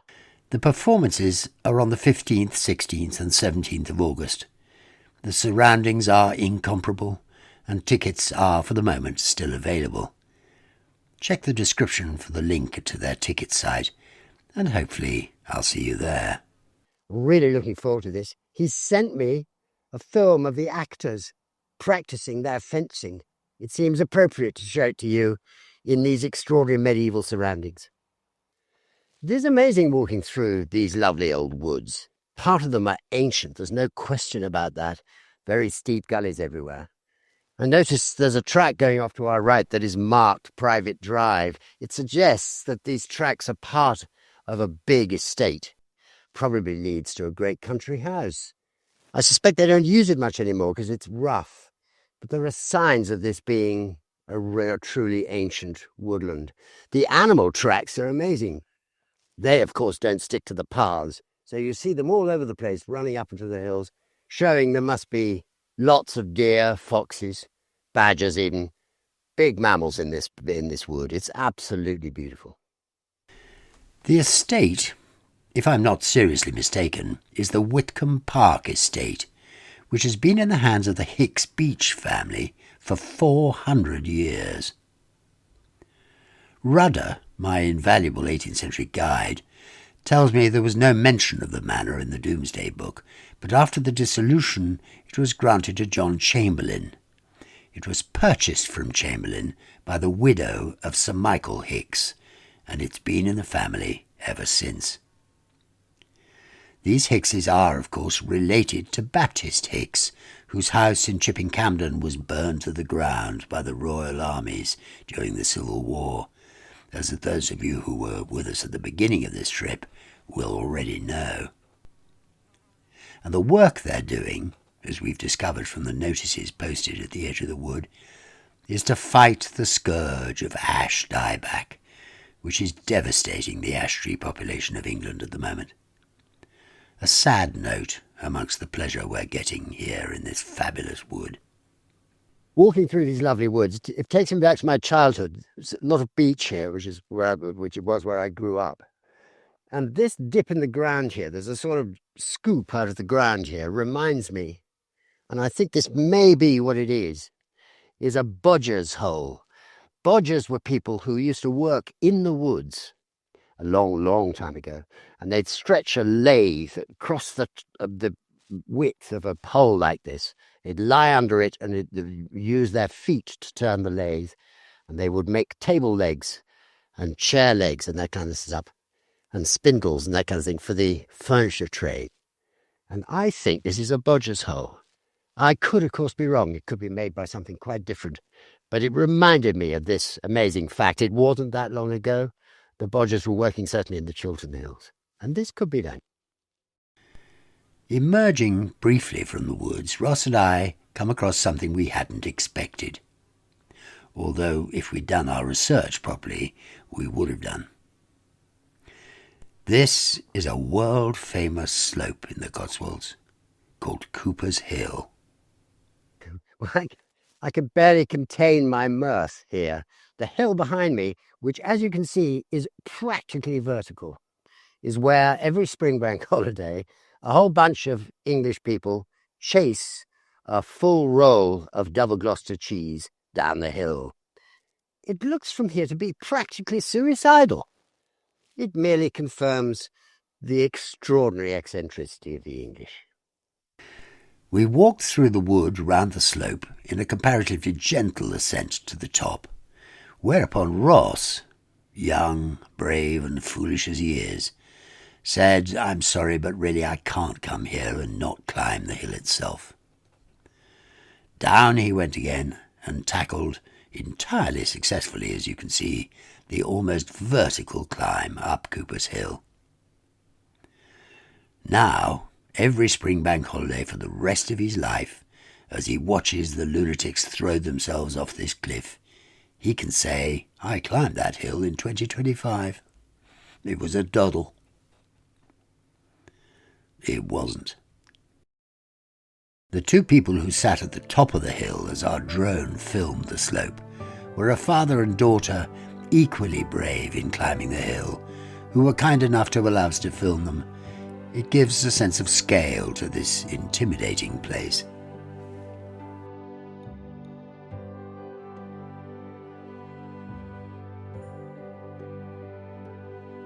On we go, and the Cotswold Hills haven't finished with us yet.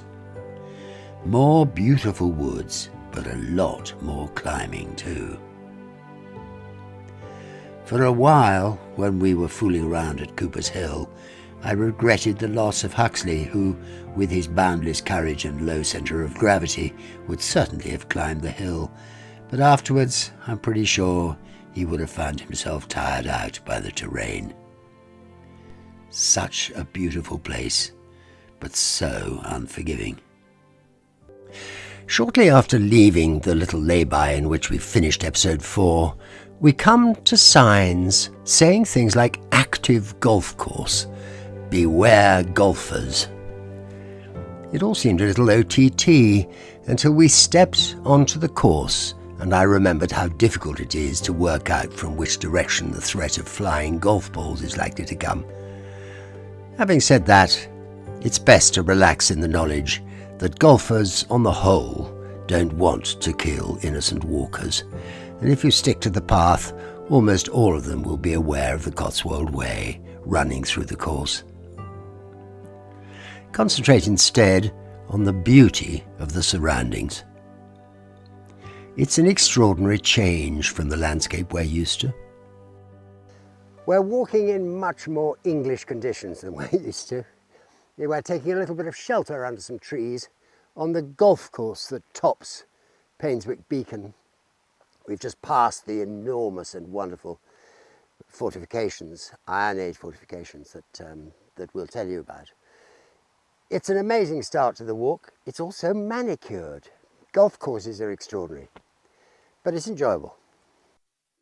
Inevitably it's manicured, mown and neat and tidy, of course it is, and I know I moan about the tendency of our new arrivals to neaten things when they arrive in the countryside, but this is somehow different. Perhaps it's because it has a clear purpose. Above us are the ramparts of one of the biggest of all the prehistoric fortifications and settlements we've seen on this walk, Painswick Beacon. The Painswick Local History Society writes on their website, "Painswick Beacon was the home of the first inhabitants of Painswick of whom we know anything.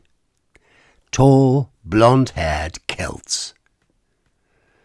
Goaded by fear, they built enormous ramparts round the beacon summit to keep out hostile neighbours and the dreaded wolf pack that howled through the forest, which then covered the entire parish and most of England, except for a few open hilltops.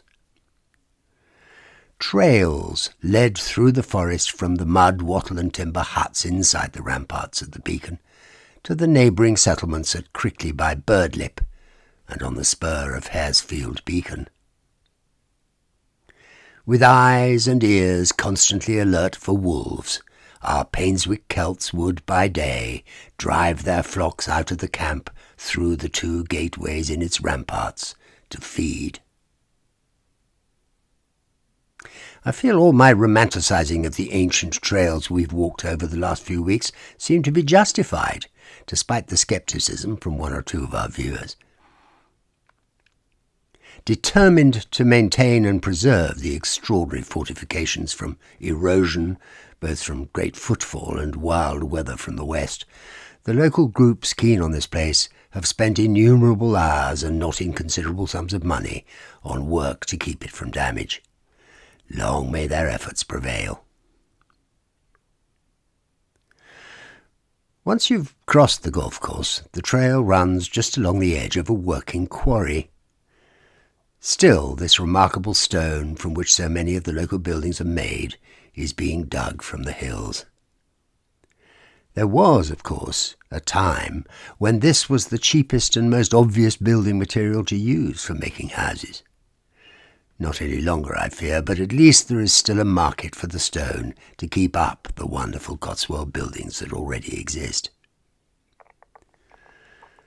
Soon we find ourselves walking into the town of Painswick itself, familiar to us as we visited during COVID all those years ago, but still strikingly unspoiled and beautiful.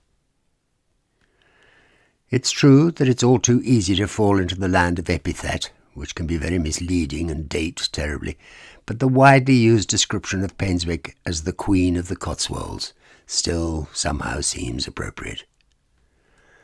It sits above its own eponymous little river with charming views. The streets are full of 17th and 18th century houses built of the local stone that ages to this wonderful silver-grey colour. The ancient road between Gloucester and Cirencester passed through this town, and it was an important centre for clothing manufacture after the raw wool trade was supplanted by manufacturing. The local stonemasons, who made a great living from the local quarries, put their hearts and souls into commemorating their local dignitaries with a wonderful selection of tombs in the churchyard. As with many towns in the Cotswolds, it's had its ups and downs, and its decline came about mainly because of its remoteness and difficulty of access. As a place to live, however, well, for me, it sits very high indeed on the list. We've taken a small detour to have a look again at this extraordinary churchyard with these amazing yew trees that supposedly nobody can count. When we last came here, it was COVID time and we couldn't get to see the inside of the church. So we've done this little detour as an extra treat for you, and we're going to show you the inside of this beautiful church. The church really doesn't disappoint. There is little, if any, of the original Norman church surviving. It's mostly 15th century with, as usual, many modernisations over the years, especially in the 1800s. Fires in 1763 and later in 1883, both caused by lightning, necessitated extensive restoration, and the resulting church is full of fascinating details as a result. Clearly, we will have to come back shortly and do a Cotswold Explorer piece on this church, and I promise we will. After all, I really must tell you about the fiendish acolyte of Henry VIII, Sir William Kingston, who set up a gallows in the nearby village of Sheepscombe, where innumerable irritants to the king were slaughtered, and who was responsible for general acts of such horror that frankly I'm surprised that his brass monument and that of his wife are still surviving. It makes for a wonderful story for me to tell. Very soon, I promise. Meanwhile, all the features of this church are absolutely worth your while taking a little time over as you walk past on the Cotswold Way. Having checked out the gruesome metal stocks in the small square beside the church, We start the process of searching out the Cotswold Way's exit from the town, only to discover it runs straight down the lane at the other end of the churchyard, accessed through the old-looking but actually comparatively newly constructed Lich Gate. Another thing we'll tell you about later. Following the signs, we soon find ourselves in the countryside again, and lo and behold, a surprise. It's clearly always a great idea to keep your eyes open when you're doing a walk like this. This little memorial, quite a modern, probably locally made, caught my eye. And then I noticed the plaque on it, which reads Tony Drake, MBE, 1923 to 2012, to commemorate his 60 years' work for the Ramblers Association in opening up the footpath network in Gloucestershire and throughout England and Wales, and as a principal creator of the Cotswold Way. An important memorial for us to notice as we walk by. I stopped quite soon after leaving the town to have a bite of sustenance, and Ross took the opportunity to fly the drone, which shows so clearly the way this town sits, wrapped in the embrace of soft hills. I'm sorry to be leaving. We cross a little stream tributary of the River Painswick over a slightly rickety bridge and start to climb once more. Every single day we walk this trail, I'm reminded of Ross's joke. What goes down must go up. That's for sure. But then, a considerable morale boost. A stone pillar marking the length of the Cotswold Way in both directions. We've walked 47 miles and have 55 to go. Very nearly halfway. A brief moment of excitement, after which a steep climb certainly silenced me. We walked across the fields and up a steep bit of paved road to the edge of the village of Edge. Crossing the road, we enter another of the numerous specially preserved areas of wild countryside that populate this extraordinary walk. Shrubs and scrub, blanketed in wild flowers, suffering just a bit from the lack of moisture this year's summer has imposed upon them, but with a wonderful feeling of natural habitat that is becoming the signature of the Cotswold Way. After topping the hill, we descend to a wooded contour and follow it round a kind of W shape in the hills towards our stage midpoint. As always in these hills, the woodland is pockmarked with ancient quarries, bites out of the hill where stone for the dry stone walling, so typical of the Cotswolds, have been dug by ancient hands, now overgrown with trees, and overall it makes for a hauntingly beautiful landscape. Kind of halfway through this episode, the atmosphere has changed. As you can tell, I've even got a different hat on. This is to protect me from the rain. We have our first named storm, first for ages in August actually. It's very unusual in England, but it's a big storm. It's mainly in Scotland, it has to be said, but that tail is whipping round and hitting us on the western side of the Cotswolds. The winds are high, the trees of course are full of leaves, so it's going to be quite dramatic. We're heading for Hairsfield Beacon. I'm looking forward to it. Come with us.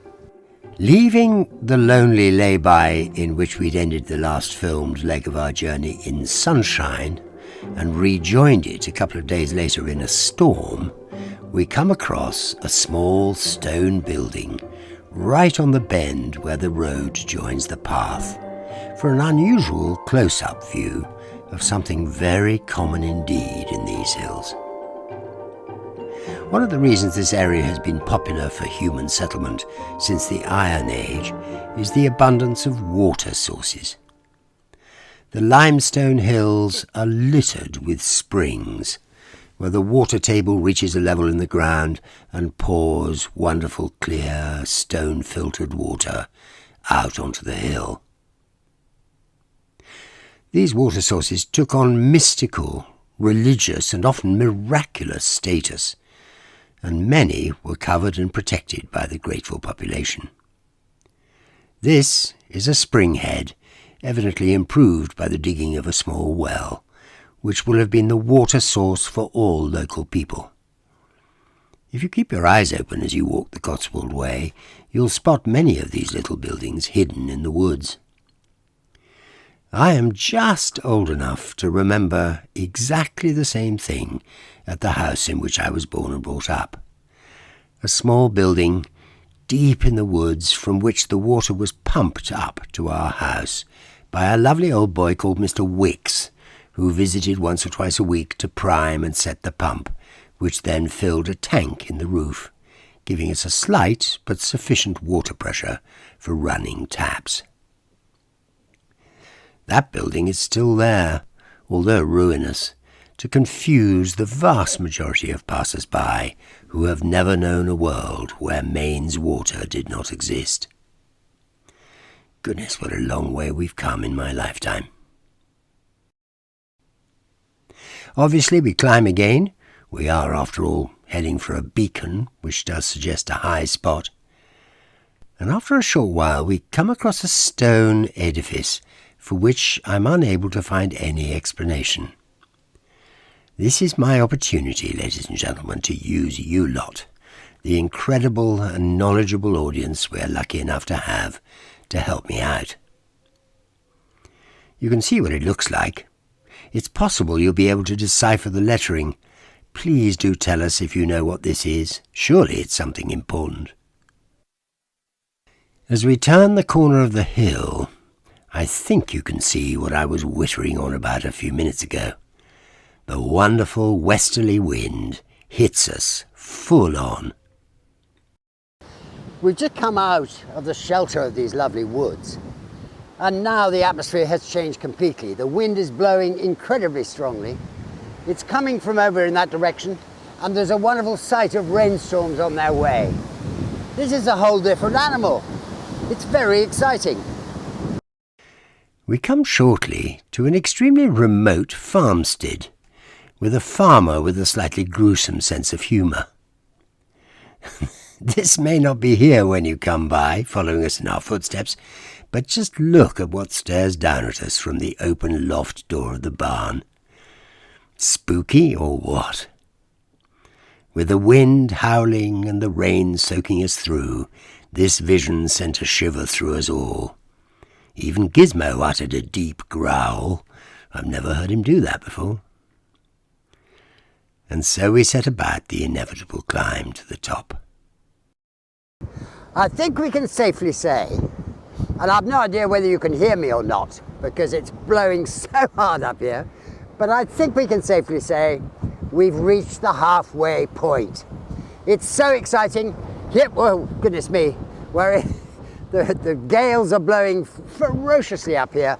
I do feel for the poor people in Scotland who are getting the full force of this storm, but even its little tail that is thrashing us on the western edge of the Cotswolds is ferocious enough. But look at that beautiful view. That's where we're heading for, ladies and gentlemen. I hope you come with us.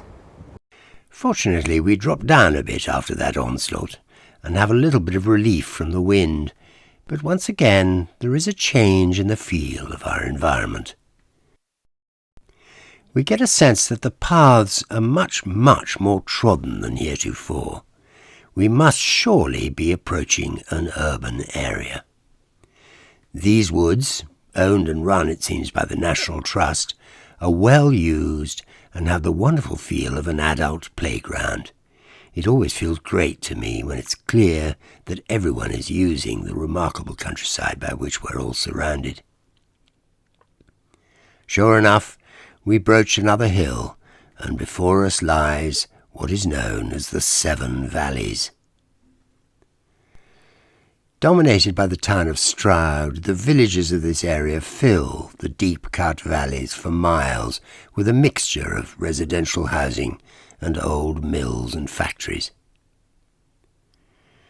During the reign of Elizabeth I, the export of raw wool, that staple of riches, if you'll forgive the pun, bestowed on so many of the towns and villages we visited over the years, was banned because so much of it was being transformed into cloth and other products abroad and then sold back to us at inflated prices.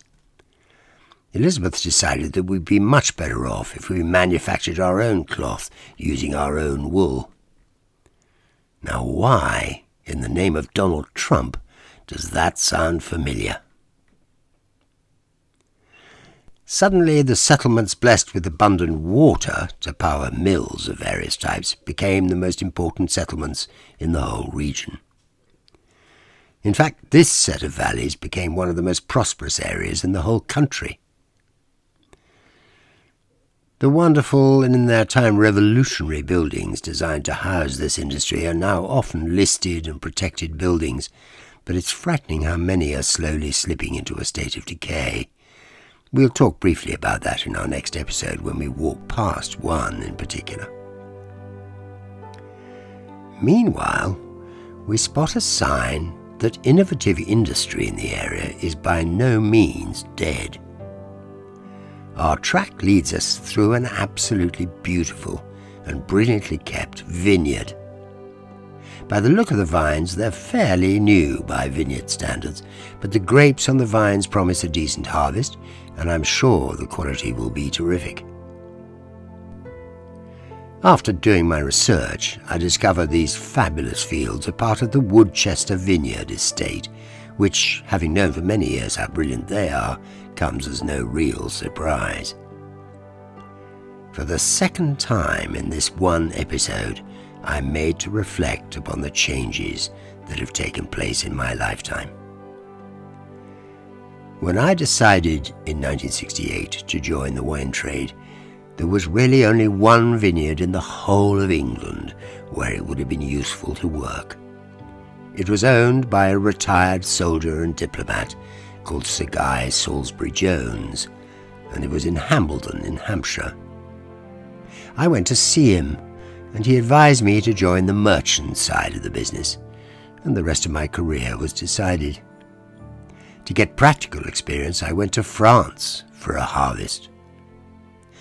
Nowadays, without a shadow of doubt, I would have tried very hard to find a position in one of the many amazing vineyards there are around the country. This passing glimpse has brought me considerable pleasure. We crossed the rickety bridge over the main railway line west and dropped down into the village of Stonehouse, which sits on the restored Stroudwater Canal, originally opened in 1779. It's here, on the banks of the canal, that we finish this section of our walk with an important announcement. Now, it's a very exciting day today.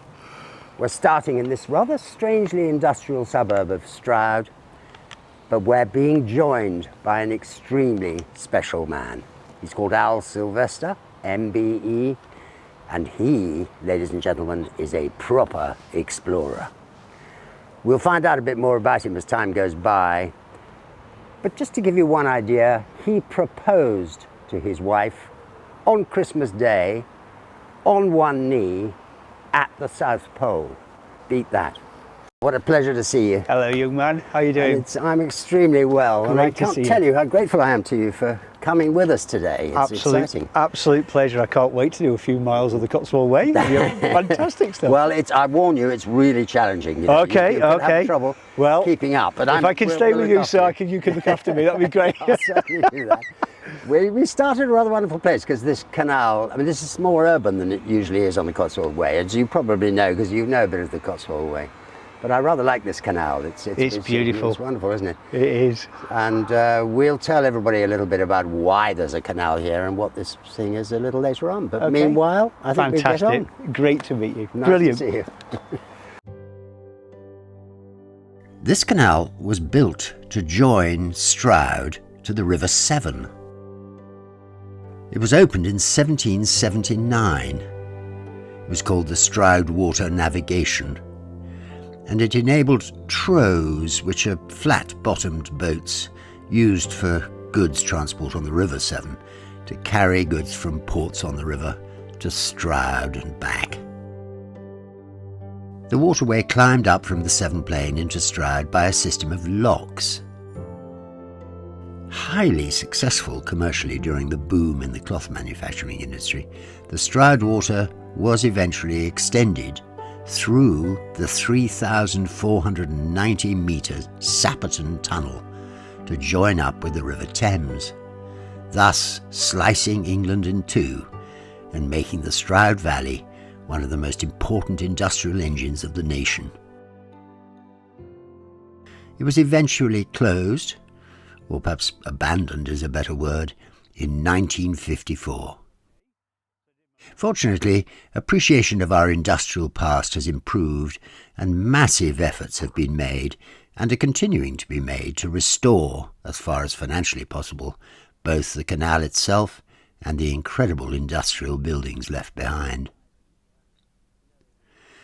As Al, Ross and I, and not forgetting Gizmo, who's been with us for the entire journey so far, follow the Cotswold Way across the canal and through the settlement of Ryford, we walk past one of the most spectacular of them all, Stanley Mills.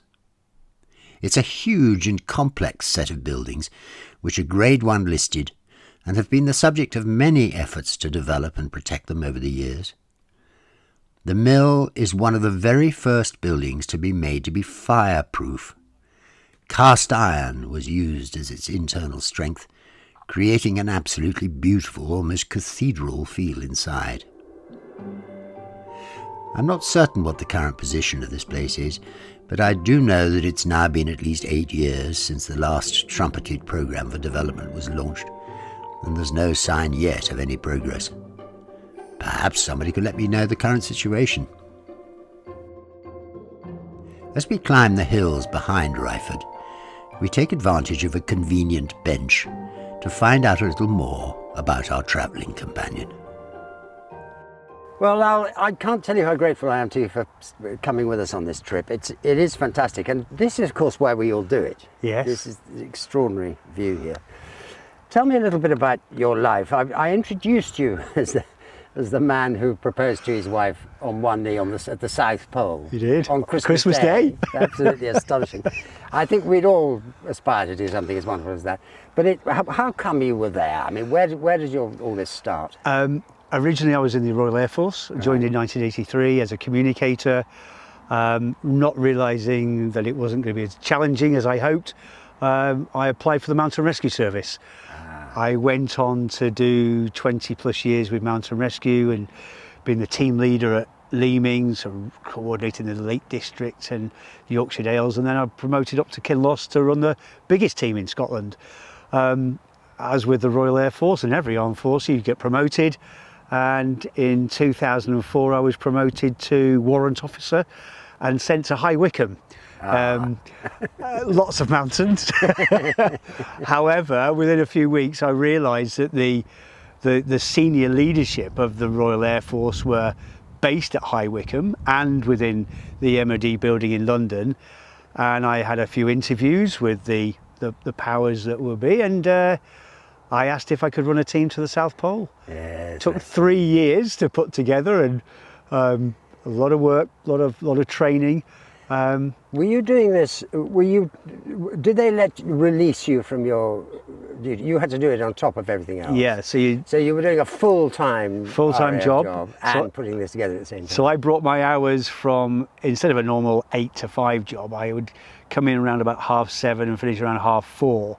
And then at 4:30 I'd put my harness on and then start pulling my tyres to prepare the tone of muscles for pulling a sledge. So I'd pull that for maybe at first 2 hours a day, and then towards the latter 3 or 4 months before we departed for Antarctic, I would pull 2 tyres, a slab of concrete, about 120 kilos of weight for 5 or 6 hours a day. Gracious me. 5 days a week. This is turning yourself into a condition that really nobody needs to be unless you're doing that. Absolutely. We've all suffered from a bad back. Yeah. And it's that silent killer. You can't see it and people go, really, is there something wrong with you? Yeah. However, when you're pulling a sledge of 120, 130 kilos of 55 days worth of food and fuel and equipment to survive on the Antarctic, There's no, it doesn't take any prisoners. No, of course You've not. got to be fit enough, and so did all my team. So How big a team were they? But 4 of us in total. Yes, I Four see. of us in total. Well, I must say that must have been an extraordinary experience. I mean, the mind actually boggles. But and I'm trying to get kind of slightly inside your character here, because you glibly and quite briefly said you were all that time with Mountain Rescue. But we're talking RAF Mountain Rescue, which is not just rescuing fools like me who've gone up Mount Snowdon with a pair of trainers on, but actually aeroplane crashes, that kind of stuff. That's in the Royal Air Force, as part of the United Kingdom's service to aircraft. The Royal Air Force is primarily, the Mountain Rescue Service is primarily there to rescue and recover the crews and the passengers, primarily of fast jets and our aircraft, and then onto civilian aircraft crashes. But fortunately, there's not many of those happen, but when they do happen, we have to be trained and make sure that the scene's preserved so we can prevent that accident from happening again.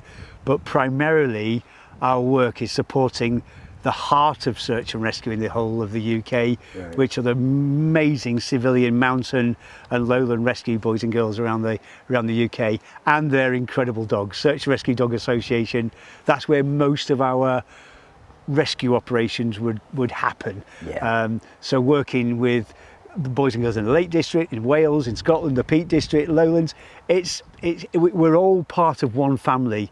All we want to do is help that person in need. Yeah, absolutely. And you learn the skills to do it. And this is really the key, isn't it? Is that you accumulate this extraordinary organisational ability in the services, or indeed in any of these services, but particularly, I imagine, in that kind of environment, which you hope you don't have to use necessarily. Absolutely. But you do. Yeah, you do. And everything and everything. And I can see how that would have helped you with your South Pole thing. I know you've also, I mean, we have little time here because obviously, you know, this is a short show, but I know that you've done other extraordinary things. You've done a Land's End to John O'Groats, for example, unsupported, completely unsupported. Yeah. This is an extraordinary idea. That means you're finding your food on the way and everything. Yeah. The whole shebang. Food, you carry your rucksack, your cooker, you pick up food from shops as and when. Yes. Always have a little boil in the bag at the bottom of your bag, just in case you can't find a shop. But that was a final challenge to say goodbye to the Royal Air Force. Yeah, okay. And also remembering my best friend Dean Singleton, who sadly passed away of cancer. He got at 43. So doing a week, I call it the wee walk, the wee walk for Dean. It was a fantastic thing. But Robin, it's very similar to you doing this. Yeah, you recovering from sepsis and then doing the Cotswold Way. Yeah, it's in perspective. It really is. It does somehow or other, and I'm still learning the effect it has, and it is rather extraordinary. And it's not just fitness, which obviously in my case it's improved my fitness enormously, but it's this sort of stuff that is so extraordinary. You can't buy that. No, you really can't. No. Well, Al, I think we've got a picture of the kind of man you are. I hope we're not putting you to too much of a challenge today. This is and wonderful. We'll be as nice to you as we can be. We've got another few miles to go. At some stage or another, we'll stop again and we'll have a little conversation about your association with sepsis and your experience of sepsis. Okay. But we'll do that in a little while. Wonderful. Thank you carry very on. much. We continue our climb to the top of the escarpment with 2 and more cameras tracking our every move. We've been joined by Ross's great friend Siona, who many of you will remember meeting at Stanway House when she helped us make that highly successful documentary. Today we really are quite a team. In the woods that inevitably follow a climb through open fields and farmland, we get another small glimpse of the character of the man who's joined us today. Firstly, we're passed by a runner, coming in the opposite direction this time, so not quite so shaming for the likes of me, but Al called out to her words of encouragement and support. Something I would never have thought to do, perhaps for fear of embarrassment, but demonstrably welcome to the runner as she smiled and thanked him as she passed. There's clearly a sort of code amongst the super fit. We also came across some young boys building a kind of den in the woods far down the slope on the edge of an almost vertical cliff face, with whom Al also had a conversation, congratulating them on their initiative and inventiveness. They looked rather surprised, as I imagine they'd expected the usual disapproval from passing adults, but nothing but enthusiastic support comes from the mouth of our explorer companion. A lesson for us all, and I suspect not the last we'll learn today. The child in Al couldn't resist a look inside one of the teepee-like stacks of branches leant against the trees in this wood, which look as though they were put there by local kids for camping purposes, but I suspect are actually a sign of modern wood management. "You could sleep at least a couple of people in there," he said. We've just come to the top of a kind of deceptive climb. It was rather steeper than it looked when we arrived at the top of Coley Peak. We're slightly surprised, because we're in a kind of geographical muddle, to discover that we are right outside the gates of Woodchester Mansion. Now, the Cotswold Explorer has been here before. We've filmed a huge amount of wonderful content down there. It's the most extraordinary house, unfinished, beautiful, stately home, and we're going to tell you all about it in the very near future. I better come clean and admit, it's all down to me. I've got to write the script and I've got to dub it, but I will get it done within the next couple of weeks. A long but beautiful stretch of woodland followed, with the oft-seen chunks bitten out of the hills for the stone to build the wonderful houses we find in this area. Another conveniently placed bench gives me an opportunity to ask Al about his brush with sepsis. Well, Al, it's been quite an interesting walk. It's been a bit tougher than I expected, if I'm honest, and I'm grateful to you for joining us on it. Thoroughly enjoyed it. It's been fun, hasn't it? Tell me a little bit about your involvement with sepsis, because, as you know, we're walking this for the Sepsis Research charity, and we're here because I had sepsis about 18 months ago, and I think I'm right in saying you did too, but a little longer ago than that. Yeah, 2017. I was training up to running a 100-mile race, and I'd been poorly with a cold for a couple of weeks in the mid-November.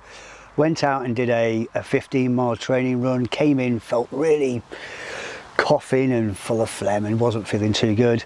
And over the next 2 or 3 days, my temperature went up, my pulse raised, and pouring out, totally pouring out sweat. And then my wife contacted 111 and said, "This is what's happening with my husband." And they sent a first responder round, and within minutes, because he couldn't get a BP out of me, my BP was unreadable, he called an ambulance. The ambulance troops came in, and the lady and gentleman tried to put a line into me to get some fluids in. Couldn't do that, and they took me into Great Western Hospital, where I was taken into the acute respiratory ward, and that's where they drilled holes into my arteries.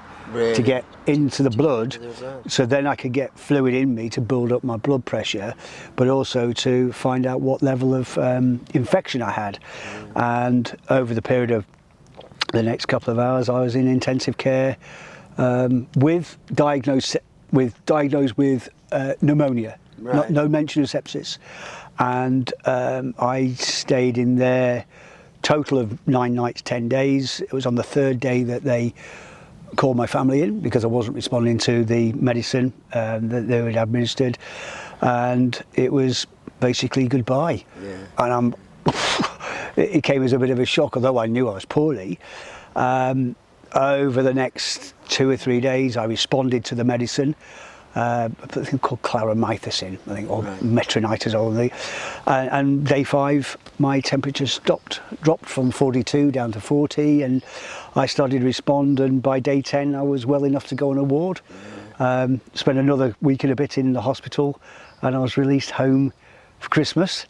And when I could leave the ward, I could walk 9 steps. Yeah. That was it. 9 steps and then I a remember wheelchair. that test, the going home test. Yes, yeah, absolutely. Well, you see, and they were aware of the fact that you had sepsis, but you weren't actually aware of the fact you had sepsis until quite late in all that process. A couple of my first meeting with the consultant after when I went back for my first meeting, they talked openly and said, like, you know, you've been really poorly, you've had sepsis and pneumonia, and both Claire and I picked up and went, yes. Sepsis? Yeah. Well, what's this about? I openly say now, it doesn't make any difference to me at all, because whatever treatment the ladies and gentlemen were giving me was just fantastic, and they saved my life. Yeah. Simple as that.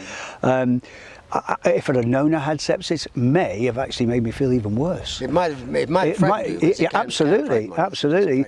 So I came through it, and then there was the don't expect to do too much. I think your running days are over. You might have to start thinking about going on a bike. And I'm like, I'm 57. Hang on. Oh, tell her I was 54. Sorry. And I was like, no, this is the beginning. And from there on, I went back to running. Yeah, I mean, obviously that is incredibly impressive, and from my heart, I can tell you I understand how impressive that is, because I know what it feels like to come out of that experience. Yeah, it is an extraordinary thing. I was unconscious rather more than you were, I think. So my memories of intensive care and of the treatments I was given there and all that kind of thing are pretty hazy. Yeah. In amongst all the really weird hallucinations the drugs give you and all that kind of stuff, it's very, very peculiar. But that weakness, the absolute impossible business of trying to walk and all that kind of thing, when one is sent home, is very familiar to me. It's an incredible thing. Heartbreaking. Well, I mean, I'd love to think, because I know I'm doing well. You know, it's only 18 months since it happened to me, and I'm doing okay. And I'd love to think that I'd get up to what you're doing. Well, but I'm not going to, because by then I'll be 80. But it's all in perspective. Yeah. It's all in perspective. Yeah. We're the lucky ones. We said we were walking along. Of course. Yeah. We're walking. We've got arms. We've got we've got our ailments that we have, which potentially have come back from having sepsis, but we can enjoy a wonderful day like today. So, setting your next challenge is just making sure it's achievable. That's the key. That's the work one. within your boundaries. I like that. I like that. Yeah. Exactly right. Well, I shall go on doing so. But, ladies and gentlemen, try and have a quick look at our Just Giving page, because bear in mind, you've got two blokes sitting here of very different ages and very, very different levels of fitness, but have come away from a disease that kills people in its dozens. I mean, you know, thousands, tens of thousands every year. So a bit of help into the research to know why. I'd love to know why it is that I came out of this whole thing fit and able to do what we're doing today. And I know Al would like to as well, although you may be some explanation in the fact that he's one of the fittest men in the world, but we'll get to that another time. Don't forget, just give. This walk was longer and a bit more challenging than most, partly because the route is slightly confusing on the maps, and partly because there are several extremely steep climbs over the knobbly topography of this stretch of the trail. I have an uncomfortable feeling that without the support of my two young and enthusiastic colleagues, and in particular of Mr. Al Sylvester, MBE, I would have found it pretty close to my limit. And so we reached the outskirts of Dursley, a village that will be the first feature of note in our next episode, one we visited before and which has a very beautiful church. You know, it's been a really exciting trip. We're well over halfway now. We're in countryside that we're not terribly familiar with. We're just outside the town of Dursley. We have made a film here before, in the town itself. I've got a feeling the pathway will lead us pretty much through the town. We will see in a while. But the countryside is changing nature. It's really lovely. We're at the beginning of a heatwave week, so it's all going to be very warm. And I hope you're going to enjoy coming with us. I keep expecting the walk to change in nature, and I suppose I was rather expecting something quite dramatic, you know, a sudden change from roller coaster hills and valleys to something a little more forgiving. I think perhaps that's wishful thinking. The interest level, however, shows no sign of diminishing. Shortly after our start to this episode, we found ourselves walking right through the middle of a great-looking private estate.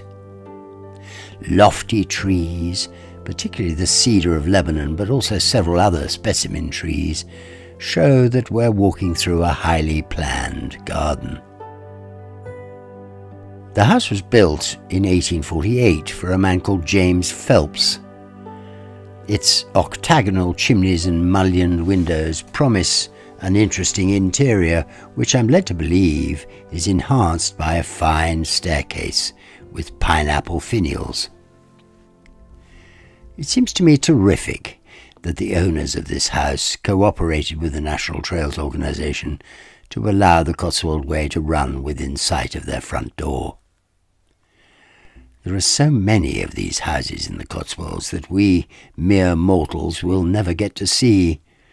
Chestle House, as this one is called, can at least be viewed from afar.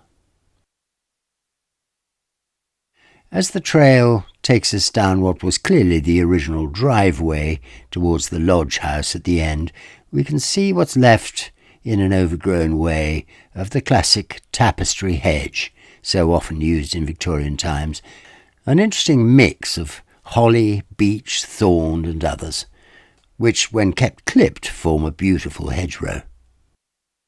And so, past the village bowling green, amazingly well kept considering the water shortage we're suffering at the moment, we come into the outskirts of Dursley.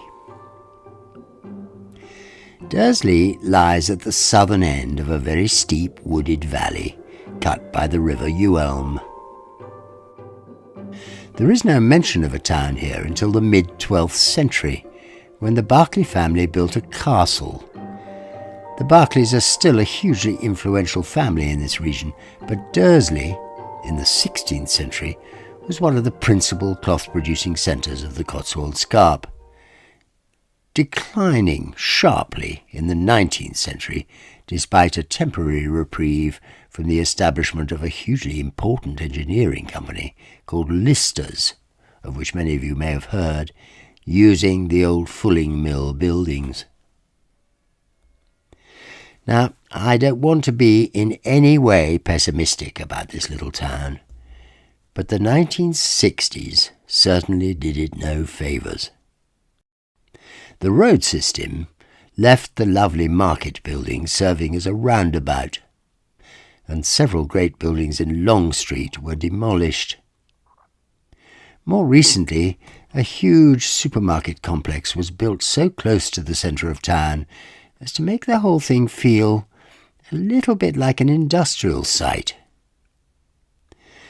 Now, you will all know that I always err on the side of optimism in my favourite part of England, but Dursley makes me feel a little uneasy. It's a place where you feel a slight lack of civic pride. Too many buildings with weeds growing from their cracks and crevices, and peeling paint on the walls. I am absolutely sure the town council, all the other civil organisations that I'm sure exist in the town, and the people of Dursley are working all hours to improve its vibe, and I wish them all the luck in the world. The church in Dursley is a very special Cotswold find. Here's a small clip from our earlier film to show you how beautiful it is, and a link to our film is in the description. It is full of treasures, and worth a visit from anyone even remotely interested in the history of ecclesiastical architecture. The tower was rebuilt in 1707 to 1709 to the design of Thomas Sumption of Colerne in Wiltshire, one of the last master masons to carry on with medieval traditions, largely unaffected by either Renaissance or Gothic revivalist influences. And so we climb, inevitably, up the steep hill out of the town toward the southeast. There are times when I really thank my wonderful dog Gizmo for giving me a slight tow up the hills. Through several more of the extraordinary variation of gates and styles the Cotswold Way throws up, we follow the trail toward the village of North Nibley, almost always referred to as Nibley. There's another one about 10 miles south-ish, so there has to be an official distinction. In 1469, the aforementioned Berkeley family, who maintained a small army made up of its workers and tenants, fought a battle here against another private army belonging to Thomas Talbot, the second Viscount Lisle. It was an entirely private dispute, and was the last time two private armies clashed on British soil. So far, that is. And so on we climb, through magnificent old woodland, sheltering us from the sun, towards the magnificent monument we've been spotting in the distance for several miles. We've come out onto the top of the hill above Wotton-under-Edge, which we have yet to get to, but we're on our way there. And on the top of this wonderful promontory is this magnificent monument you see behind me to William Tyndale. William Tyndale in the 1500s was a great scholar and was best known, I suppose, for translating the Bible into English. The thing is, not everybody wanted that to happen. He was frowned upon, in Europe in particular, by the Catholic Church, because it allowed everybody to learn to read the Bible. It was an astonishing thing. I'll tell you a little bit more about it later. Meanwhile, we're looking over the edge of this amazing escarpment, and I think we can see the hills in which Bath sits, which of course is our final destination. And that, ladies and gentlemen, lifts the morale. Tyndale's translations were the first English scriptures to be drawn directly from the Hebrew and Greek texts. He was taking advantage of the revolution in printing techniques and caught the zeitgeist of the Reformation. All kinds of resistance to his efforts were immediately apparent, particularly, but not exclusively, amongst the Catholic Church, and for a variety of reasons. This was tampering with sacred matters, and would inevitably produce opposition. It's also apparent that his views were anti-popism, and his enemies grew in number. Eventually, in 1535, he was betrayed to the ducal authorities of the Holy Roman Empire, arrested in Antwerp, and after at least a year, when he was encouraged to withdraw or change his views, he was tried on heresy charges, found guilty, and strangled to death. His body then burned at the stake. As Ross flew the drone around this monument in order to give you the best possible idea of the splendour of the building and the situation in which it sits, we noticed what I can only describe as a large cloud of flies buzzing around the very top of the building. What could possibly have drawn them to such a high and windy spot? Do I detect a midsummer murder plot developing? Oh, and by the way, Ross, determined to climb every obstacle presented to us on this trip, walked up the huge number of steps inside this building to get a shot from the top. I am sure he will put a number on the screen to tell you how many steps there were. He didn't find a dead body to explain the flies, and I, meanwhile, sat on a comfy bench, eating my sandwiches and looking at the view. You can see there's Robin down there with Gizmo, very sensibly waiting on a bench, leaving me to do the climbing, but it was worth it. More lovely wooded slopes and paths, perfectly sheltering us from the sun, took us out once more into the open. We're here roughly halfway through this episode, And I'm increasingly getting the idea that we're going to run out quite soon of these extraordinary Cotswold promontories on which we're standing now. Yet another looking out over the Bristol and Severn Valley. We can see the bridge in the distance, it's absolutely beautiful. But I think the terrain is beginning to change. I've just had a birthday, ladies and gentlemen, and it was wonderful. All my family came round and gave me presents. My son gave me this incredibly sophisticated hydration system. I now have in my backpack a thing of water, and whenever I'm thirsty, I can just suck some water out of it. This is making me look like a professional walker. Nothing could be further from the truth. But we're getting there. We're well over halfway. Come with us. The circle of trees on this hill, surrounded by a stone wall, were originally planted to celebrate victory at the Battle of Waterloo in 1815. The battle, fought in what was then Holland and is now Belgium, marked the end of the Napoleonic Wars. The trees you see today are a bit like Trigger's broom. My apologies to all of you not familiar with the late 20th century British comedy Only Fools and Horses. Trigger, a road sweeper, had his favourite broom, and he is awarded a medal by the council for looking after his broom for 20 years. He boasts, "I've maintained it beautifully. In all that time it's only had 17 new heads and 11 new handles." Well, these trees are a bit like that. I can't possibly persuade you that the trees you see today commemorate the Battle of Waterloo, but there is a bit of Trigger in us all. And so we walk down into the village, or perhaps town is the proper description, of Wotton-under-Edge.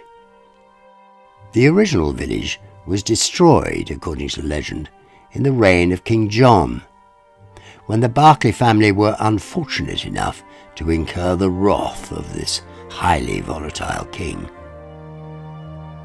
In 1252, a new town was founded and granted a market. It became a centre of weaving, with the help of Flemish weavers from the 1330s. By 1608, half the population were involved in the cloth trade. Finally, as we have discovered numerous times in the past when talking about the least spoiled and altered villages and towns in the Cotswolds, the beauty and warmth of this place were preserved by the decline in its fortunes, meaning far less destruction and renovation than otherwise would certainly have happened. This is a truly beautiful place, nestling, as its name suggests, under a wooded valley. Its name means Wood Town under Edge. We will certainly come back here to give it the full Cotswold Explorer treatment. We leave Wotton and follow the trail through the village of Alderley, another note made in our diaries to come back and look at the church of St. Kenelm and a variety of other lovely buildings, and along continuingly beautiful lanes and paths unencumbered by any signs of the 20th century, until we tire and take a small detour to the village of Hillesley, where the Fleece Inn offers us some extremely welcome sustenance. Fortunately, we'll be able to come back here after the next episode to enjoy their hospitality again. Now please don't forget to subscribe to the channel, to visit our Just Giving page in the description and help us raise money for research into the dreaded sepsis. That is, if you haven't already, which fantastically many of you have, for which we are eternally grateful. Remember, if you want to see all our 9 years' worth of films about the great Cotswold villages without a single advertisement interrupting your fun, along with some great ghost stories read by me, consider our subscription channel, hosted on Patreon, the link to which is also in the description. We're starting our walk today in the village of Hillesley, where the pub we were so grateful for last week is based, but not exactly on the Cotswold Way. The fact is that, however you're managing the walk, should you be deciding to follow in our footsteps, there will be moments where the end of a section will need a little flexibility. The way we're doing it, we need a place to leave a car, and this village was the closest place at the appropriate moment. You may well find yourselves, for reasons of accommodation, bus stops, maybe even convenient friends with a bed for the night, wandering off track. Actually, I think our advice is to feel pretty free to do that. There are many staggeringly beautiful places just off the route that, if you're younger and fitter than I am, you'd be well advised to visit. But it's probably best not to just take off in the general direction you know you want to go, down some footpath with no obvious connections to the Cotswold Way. England is a small country, and you won't get irretrievably lost, but you might find yourself, with your dog on a lead of course, having to decide whether to face a herd of Highland cattle with calves in tow, or to take to a vertical slope where your skiing training will become unexpectedly useful. We chose the latter, and you would have been very impressed with my side-slipping skills. Basically, ladies and gentlemen, stick to the route as far as possible. We're on the fringes of the vast Badminton Estate, the fantastic house and property belonging to the Duke and Duchess of Beaufort, who were kind enough to allow us access to their grounds to film a couple of years ago. These are some clips of that fantastic house, in which Queen Mary took refuge during the war, much to the distress of the Duchess of the time. Such a beautiful place, perhaps the greatest of all the Cotswold estates, including the royal estates in the area, and influential to the lives of the people around here since time immemorial.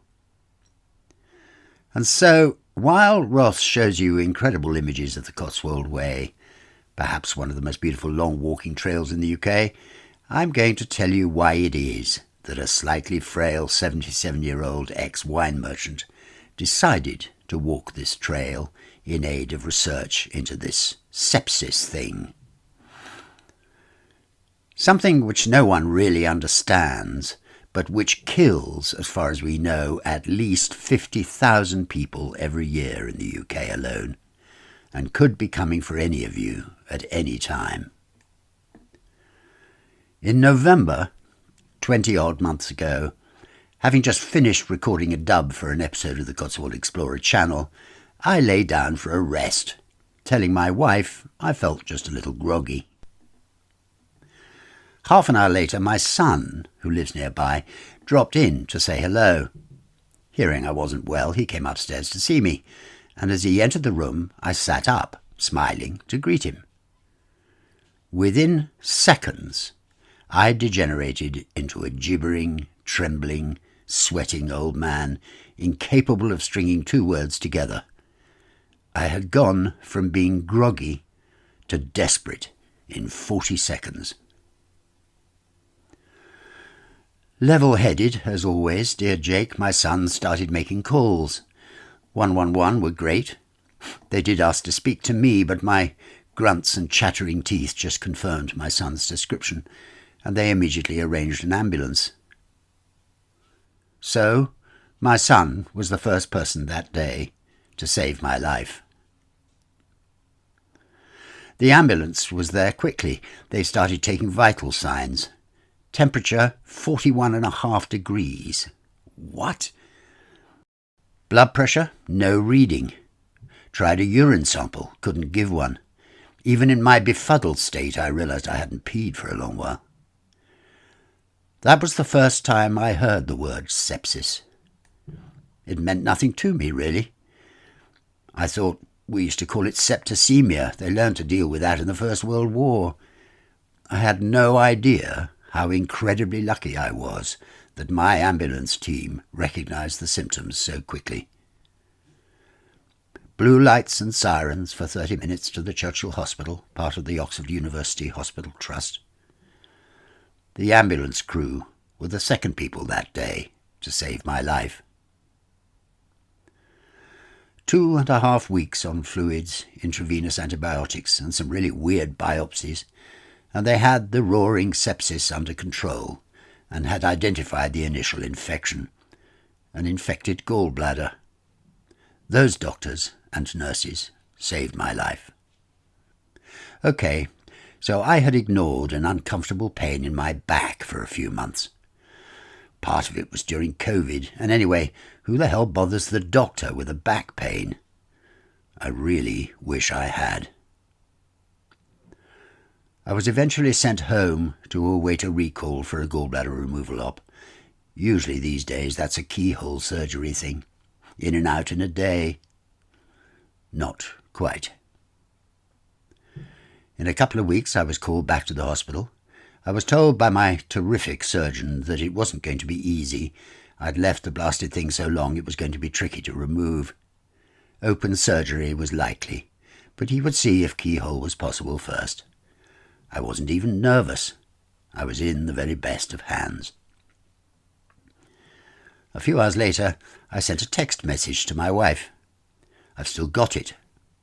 It's all gone well, it says. Should be home by Friday. It was just a few days before Christmas. Phew, it's all over. Not quite. Less than an hour later, I went once again into septic shock. I had developed an internal bile leak, and my immune system had decided that its best bet was to kill me. That, ladies and gentlemen, is what sepsis is. It's your own immune system deciding that in order to fight a small infection anywhere at all in your body, it should shut down all your vital organs. Your heart, your liver, your lungs, your kidneys, everything. That's what sepsis does for its living. It comprehensively removes yours. At this stage, my wife gets a call to say I probably wouldn't make it through the night, and in the unlikely event that I did, I would almost certainly be on dialysis for the rest of my very limited life. But what neither she nor either of my children who had gathered to support her that night knew was that the man she was talking to was the next person in this saga to save my life. By an utterly extraordinary stroke of good fortune, the surgeon on duty in the operating theatre in the middle of that dark night was a man called Mr. Michael Silver, and he is one of the greatest pancreatic surgeons in the entire world. It would be quite possible to argue that there are only a handful of people on this planet who could have pulled me through, and he is one of them. I have absolutely no idea why I deserve such a gift. But now, of course, come the legions on whom we rely when we're vulnerable. Lots and lots of doctors, nurses, and others. After just shy of a fortnight in intensive care, unconscious and kept alive with every machine imaginable, with great effort I opened my eyes to find myself being washed. Utterly and completely immobile, except for my heavy eyelids, I saw someone cleaning me with an obvious, indeed palpable respect for my vulnerability, and instantly I felt a sense of peace. I knew I would survive, and that I was in the very best of hands. He saved my life.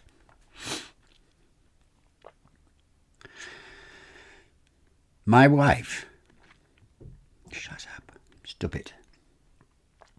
My wife, with her constant love and determination that I should survive to return to her side, she saved my life.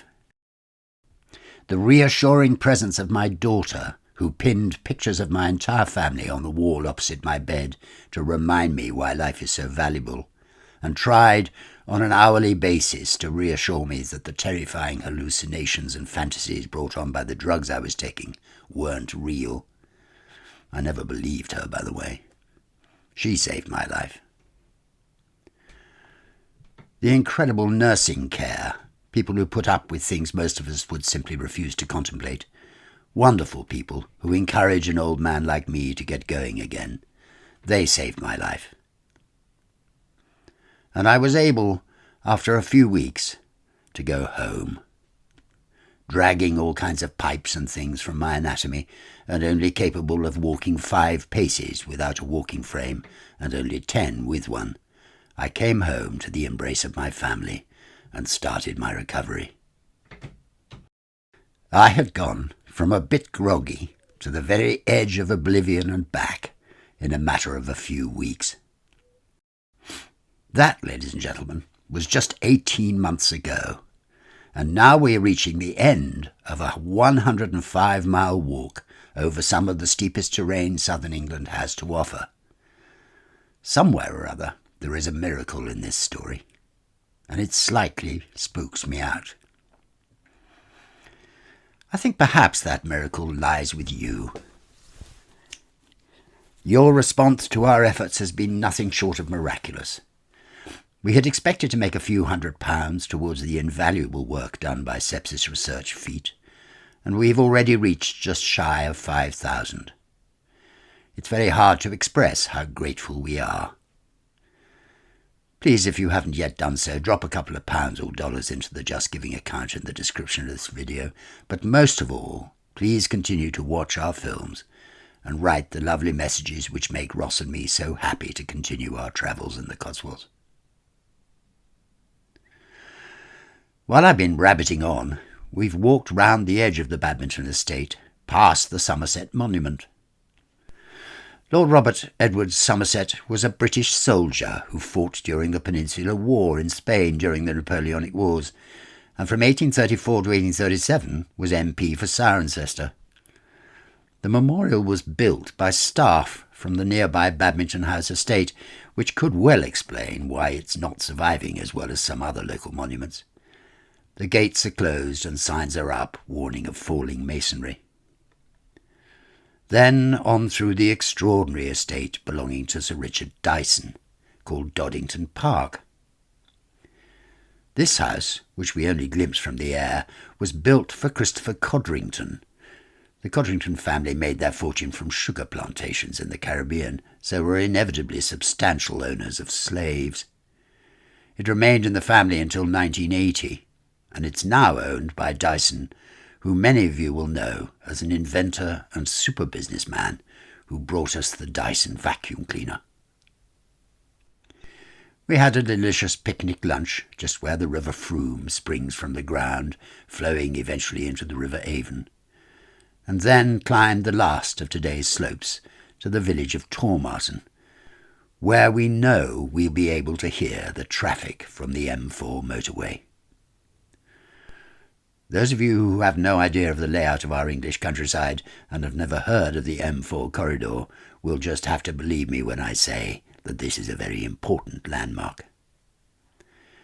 We are homing in on our destination, and we're very much looking forward to seeing the stunning town of Bath, world famous and rightly so, on Saturday the 13th of September, World Sepsis Awareness Day. We're leaving today Tormarton and heading towards the village and stately home of Dyrham, just a few kilometres away and owned by the National Trust. It's one of their very spectacular country houses and estates, and we are looking forward to seeing it. Good morning and welcome back to Tormarton, the village whose name I forgot at the end of the last episode. Clearly I was in an addled state. We are on our penultimate episode for this wonderful walk. This is episode 9 and we're walking towards Bath. We're quite excited by this. We know the terrain is going to be slightly different from normal. There'll be a bit more traffic around, I suspect, as you can see. But we're very much looking forward to this last stage. And as Ross has just pointed out, the morale is high. Come with us. We haven't stayed long enough to get a proper feeling about Tormarton, but we do notice the beautiful church, which clearly deserves to be given more attention than we're able to today. We will come back. but also the noise in the background, which the villagers will have long since got used to, but for us, after so many weeks of lonely, deserted countryside, seems to be rather loud. And also we noticed the closed pub, always a sad sight, although very far from unusual these days, and a stunning farmyard which still beautifully trimmed and obviously much loved, but dilapidated nonetheless. However, we set off with excitement and a sense that we're nearing our final destination, when we run into a little trouble. It seems we only have 5.5 kilometres to walk today, but we're uneasy that we've already lost our way. You know, we've walked nearly 100 miles down the Cotswold Way. It's been brilliantly marked all the way. We've very rarely got lost. We had one tiny little escapade last week, as some of you may already know, but most of the time we've never had a problem finding our way out of any place and on down the Cotswold Way. Weirdly, today we're a little confused. The wooden signs that point us in the direction of the Cotswold Way's route, with the lovely acorns on it, seem to have run out. We're going to go back and check. On the way I'll show you someone's improvisation, because there's a rather wonderful anvil, not something people are going to move very quickly, with Cotswold Way written on it and an arrow. The problem is it's not confirmed by the sign on this gate here, which should say Cotswold Way. This is an intriguing one. We're going to see what happens. Because it's early in the walk, we're not going to worry too much. We're just going to go and see whether we can find an alternative. We're quite lucky not to have gone too much further, as it turns out. Behind me you see the little signs to the Cotswold Way, which, how on earth we missed that as we walked by, I'm not quite sure. But it does go in quite the opposite direction. Ross, meanwhile, has done a little research and has discovered that there has been a diversion. And this has changed during the course of the life of the Cotswold Way. And that's something you need to sort of have a little eye on, because the maps for the various great websites for this trail do vary a bit. We're going to follow this sign. Come with us. The first thing to notice, after absorbing the fact that there are some beautiful buildings in this village, is the village water fountain. As it says on the front, it was built by Barbara Anderson in 1855 to bring water to the village from Bidwell Spring nearby. A nice reminder of how far we've all come in the last 170 years.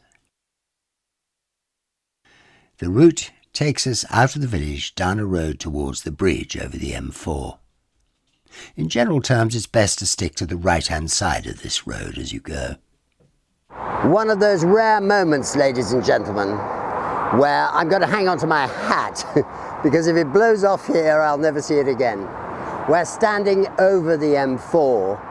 I wouldn't normally take a film of the M4, but it's such an amazing landmark on this walk. Crossing it and being south of it is a major moment. It's noisy, it's pretty unpleasant. We're going to put it behind us, but it is nonetheless quite good to see. We follow the signs along fairly level ground, through farmyard and gardens and across fields, with a strong sense that the violent ups and downs of the Cotswold Escarpment, which have made our lives tricky for so long, are changing a little. Then we come across something really quite startling. A sign attached to a post by the National Trail Organisation that reads as follows: The Cotswold Way National Trail. Due to persistent and indecent antisocial behaviour on the original Cotswold Way route, marked in old guidebooks or on maps, please follow the official diversion below, particularly if you're walking alone or with children. Well, I mean, blimey.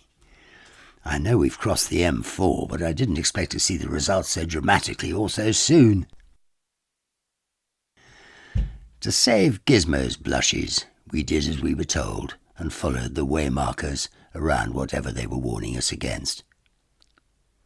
I have a sort of nagging feeling that we've missed an opportunity for some fun at someone else's expense, but I guess better safe than sorry. This really is pretty easy walking when compared to what we've seen hitherto, but interesting nevertheless. Great open farmland with tractors and hard-working farmers in abundance. After a while, we find ourselves on one of the very rare stretches of the Cotswold Way which takes to the road, but a tiny little lane with no real traffic. We cross the unbelievably busy road that runs from the M4 to Bath. It takes us many minutes, waiting for a gap in the traffic, and requires Ross to concentrate on a crossing opportunity rather than filming, so on this occasion we won't illustrate the way in which traffic has become such a big thing in this part of the world. And the route starts to take us round the edge of the Dyrham Estate. We're back in the land of spectacular views and the peace and quiet of traffic-free countryside, and a short drone flight gives us a clearer understanding of the lay of the land. Arriving in the village, we get a closer glimpse of the house and the lovely surrounding village buildings, and vow to return here soon to make a Cotswold Explorer film about it all. Here, in Dyrham, we pick up another visitor and travelling companion. My son, Jake, the first of the long list of people who kept me alive to be here today. He will walk this section with us, as far as the site of the Battle of Lansdowne, fought in 1643, just a few miles from Bath, our final destination. Much to the enormous pleasure of Gizmo, he's brought with him Giz's closest friend, Archie, who is slightly bewildered as to why he isn't being allowed to romp and play with Giz in the way he normally is.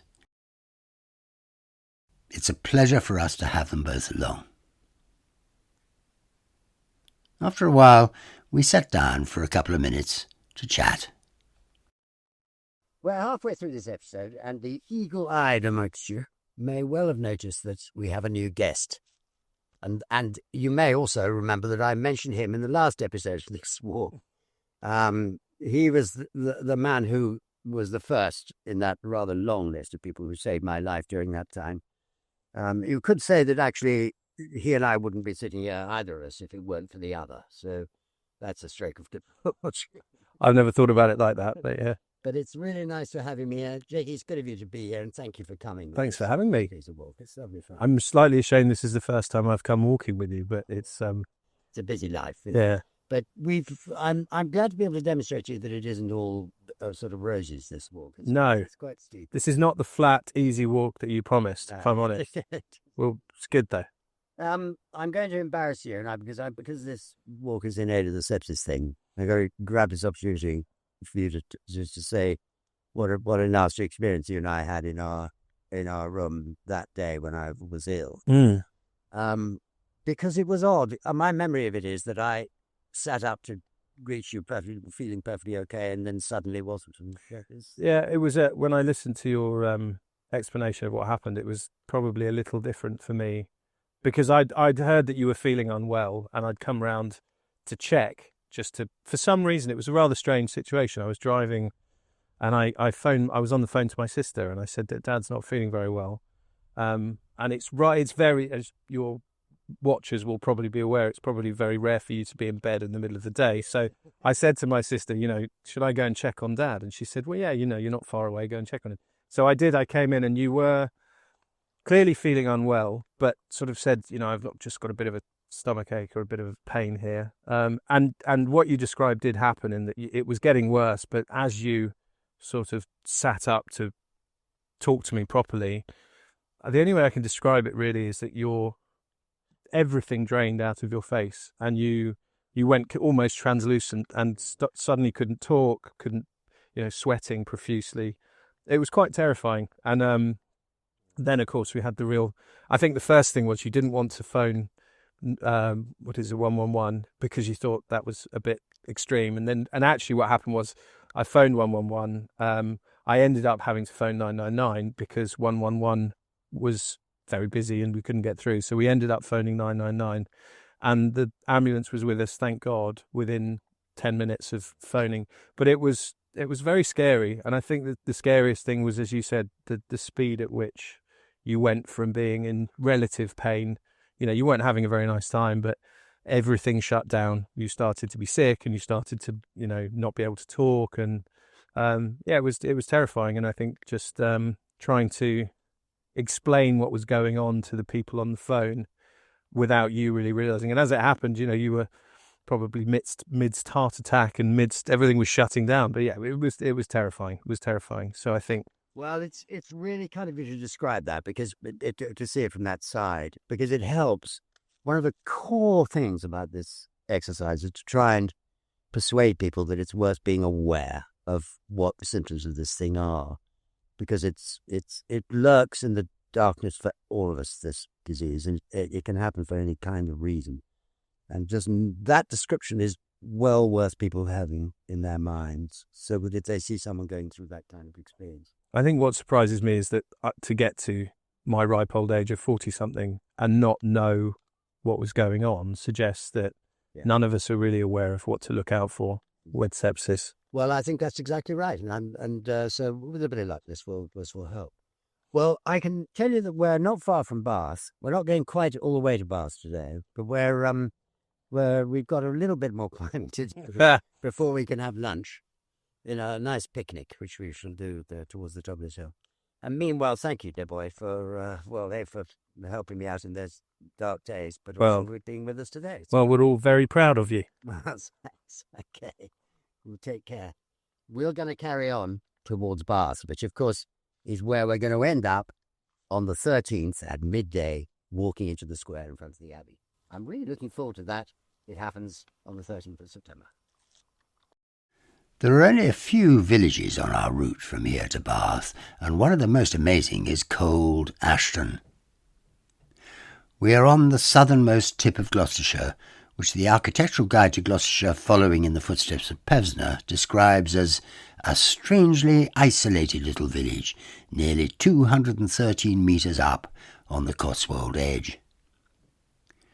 Firstly, that confirms Jake's remark that this hasn't been an easy, flat walk, but also it prompts us, quite rightly, to take a moment to appreciate this lovely place.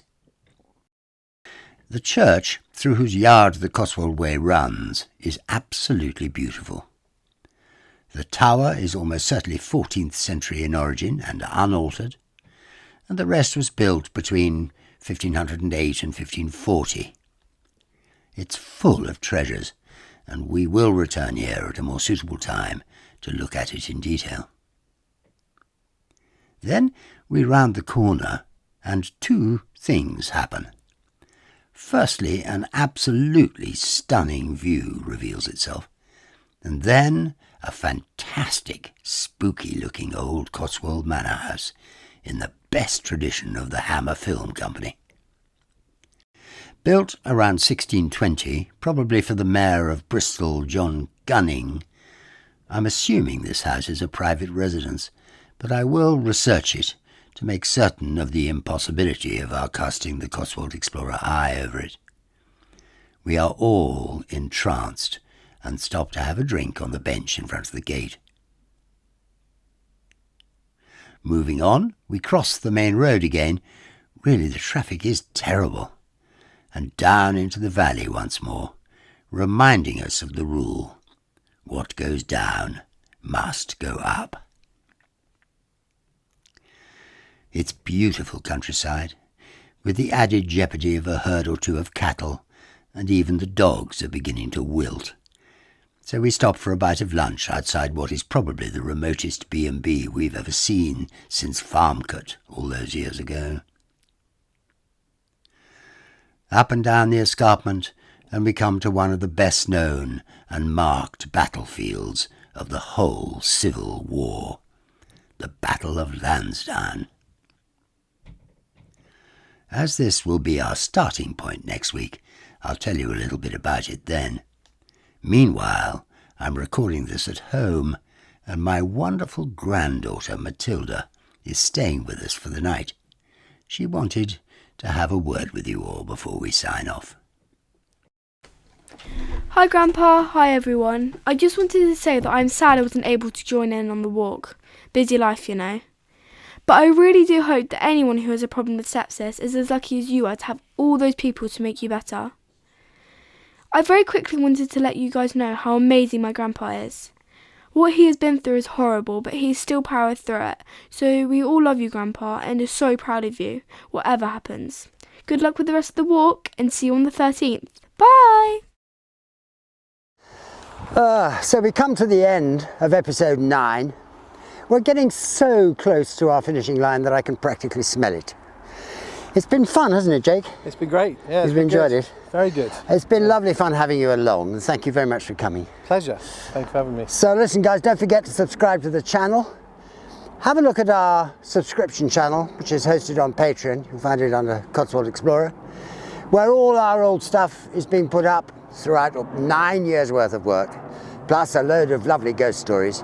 And of course you get to see our long films sometime before everybody else. It's worth a visit. Thank you for your generosity. It has been astonishing. We now are well past our £5,000 mark. I cannot tell you how grateful we are. It's been fantastic. The walk is lovely. A rainstorm has literally missed us by about 10 yards. It's been interesting to watch it going across the field beside us. Our walk south of the M4 has been lovely, despite some predictions from others who've come before us that it will be less interesting than heretofore. Perhaps I'm biased, as part of the stretch was with my son, and that's always a pleasure. We passed Dyrham Park, which I pronounced incorrectly in the first episode.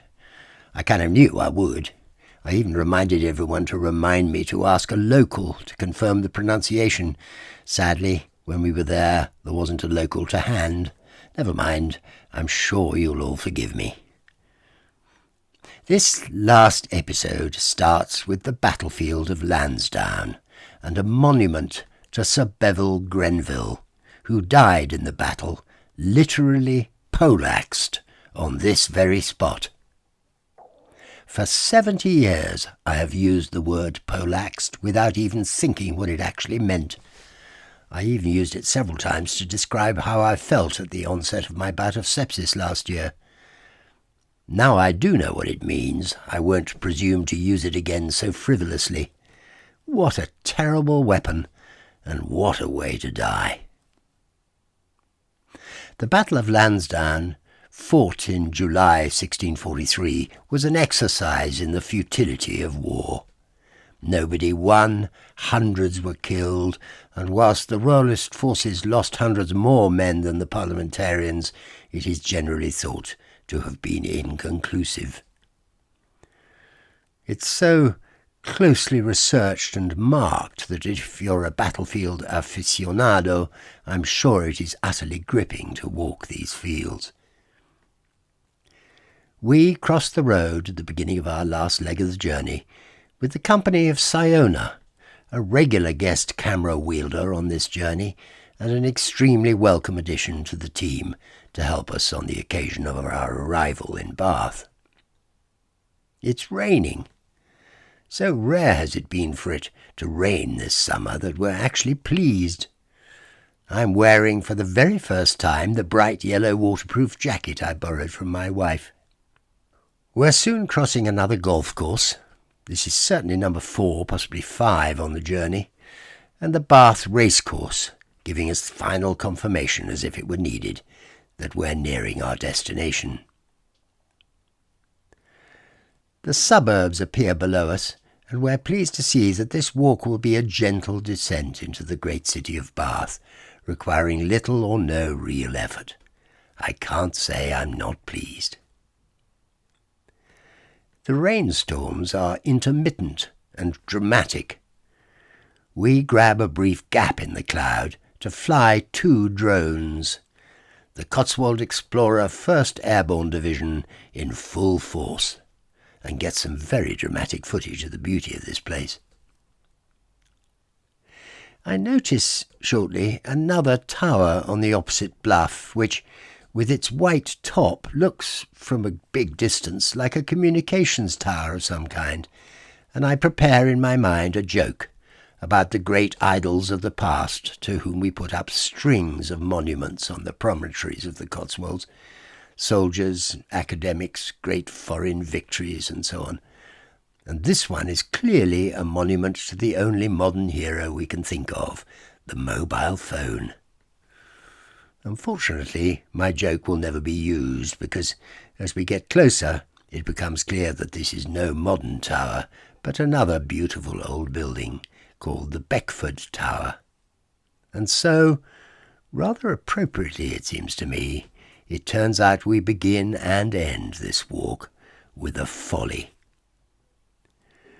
Broadway Tower, in the first episode, completed in 1799 by the 6th Earl of Coventry to adorn his secondary estate at Spring Hill, Broadway, apparently intended to be visible from his primary estate at Croom in Worcestershire.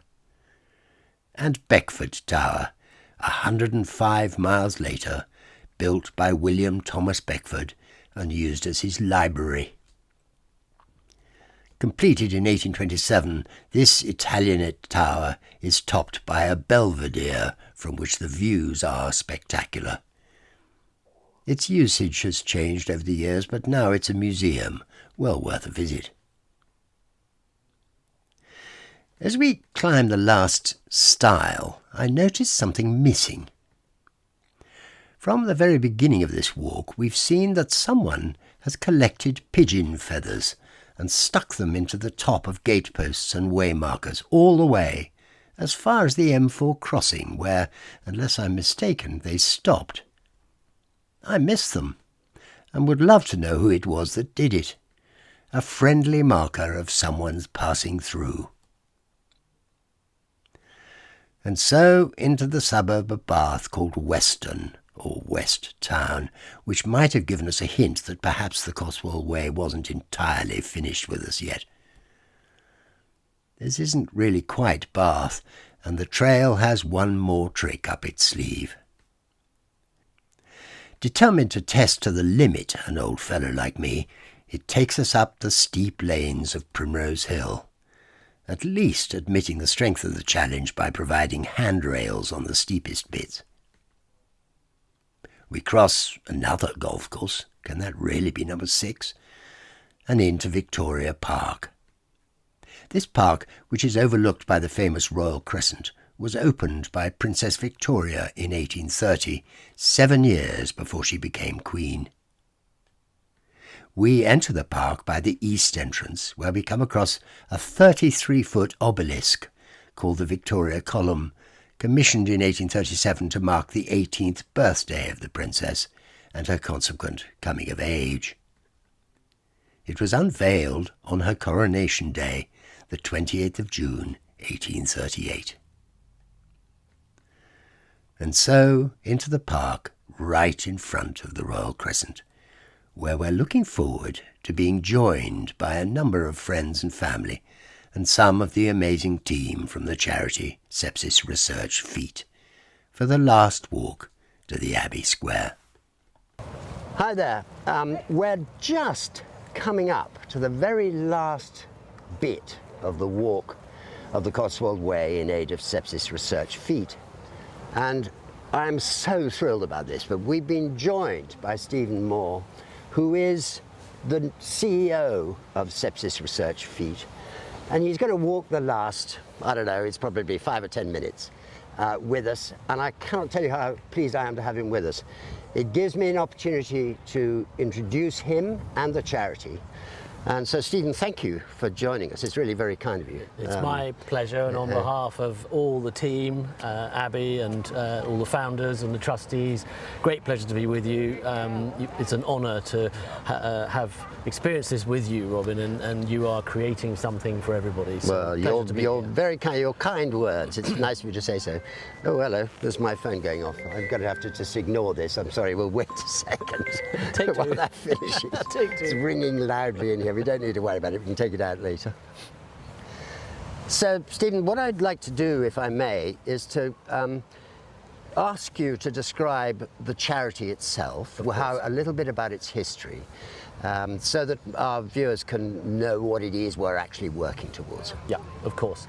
So Sepsis Research FEAT. Everybody goes, what is FEAT? So originally called the Fiona Elizabeth Agnew Trust, and renamed as Sepsis Research, but we keep the FEAT element as that was connected to our founder, Craig. In fact, Fiona was his wife, who he sadly lost. In fact, they both got sepsis, and his wife Fiona was carrying a child, and very, very quickly the sepsis set in, and a number of the original trustees got together and said, right, we have to start a charity. So back in 2013, that's where it started. Right. And they did a great job to build up what was essentially a Scottish charity, and it's registered as a SCIO, which is part of the Scottish Charities, but then realised that sepsis is not a Scottish problem only. It's very much global.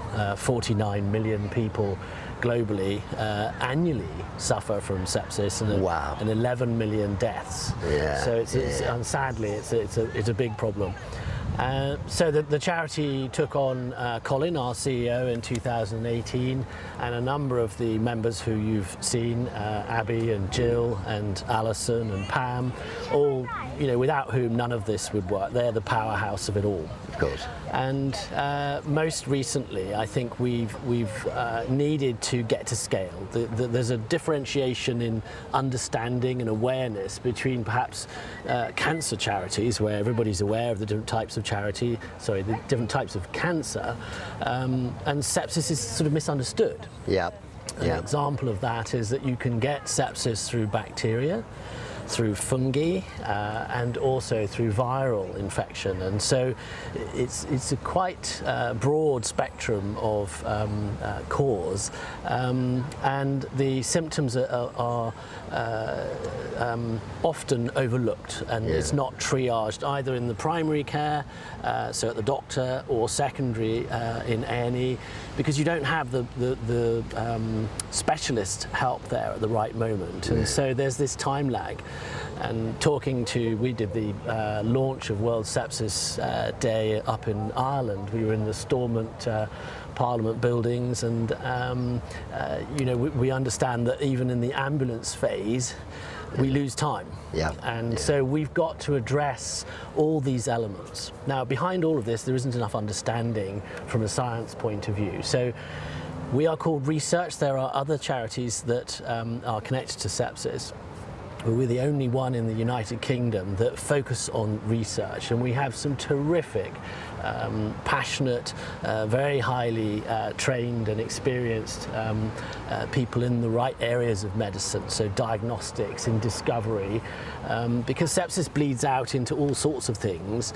For example, types of cancer, and the use of chemotherapy, it can suppress immune systems and so on. It's closely linked with antimicrobial resistance, something that I have quite a bit of experience with, and we really need to get what causes, why do we have sepsis as a condition, how would we stop it? The charitable aim and vision is, let's stop sepsis. Now, obviously we want to stop all the preventable deaths, but if we could understand what is the journey to sepsis, and then perhaps we use predictive technology in the future, there's signatures available, genomics and proteomics technology, all of this comes in. But to do research, you need funding. Of course you do. And that's where we're so grateful to you, to Robin, because you've raised the awareness, but also you've driven a considerable amount of community-based funding. I think awareness was always part of the aim, but one of the reasons we were keen to get involved with your charity itself was the research side of things. It had occurred to me, even while I was going through the process of sepsis and being attacked by this blasted thing, that there was nobody could guarantee to know what was happening, and there was a clear sense that someone needs to coordinate the research I mean, after all, I would have thought the heart people will look at sepsis as far as hearts are concerned, and the lungs about lung and so on. We live in a specialised medical world, and it seems to me that the charity sector could well play an important role in the coordination of all that. I mean, that may be a fancy of mine, but it seems that you're best placed to do it. Absolutely right. So we have worked with lots of different partners, universities, and we've established the top 10 areas where research needs to go on. Yeah. Look, at the moment, if we need to know what's wrong with you, we probably take blood samples, and then that goes into some sort of culture, but the cultures take days. Yeah. You don't often or always have days, so we need a much faster test, you know, more like a COVID test, more like a pregnancy test, you know, so that's a diagnostics. Yeah. You know, I was talking to some of the people from Biomary out in Stormont, and, you know, they can work on this sort of thing, but we need to align what they do and how, and help them fund it and join these projects together. And that's the key, I think, is so that nobody's reinventing the wheel constantly. I think that's really important. Science often works in silos, and I think one of the charity's roles is to sort of head up, well, what is the research that's going on in sepsis, and how does that intersect with other illnesses, be it heart or types of cancer? Well, I'm extremely glad to hear you say that, because it's exactly how I saw the whole thing from the beginning, and it came out clear while I was going through it, as I said. Stephen, we won't talk for very much longer. It's been such a pleasure to meet you. We want to try and walk into the Abbey Square as the clocks strike 12, because it's such a spectacular thing. The Abbey Tower has a 10-bell peal, and it would be wonderful if we could get that to ring, but we won't, so we won't look at that. Want me to go and pull another a rope, time. It would be good for us, wouldn't it, to try and do that. But thank you for your help, and we'll go on keeping close tabs on your progress and things, and we'll see how it goes in the future. I mean, Robin, just very, very quickly, my appointment is because the charity needs to scale in line with the size of the problem. Yes, and correct. so my background is scaling and hyperscaling.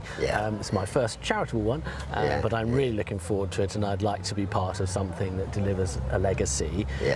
You're a beacon to others. You're an extraordinary man. Very, very grateful. Thank you for doing this. Thank you for doing it with us.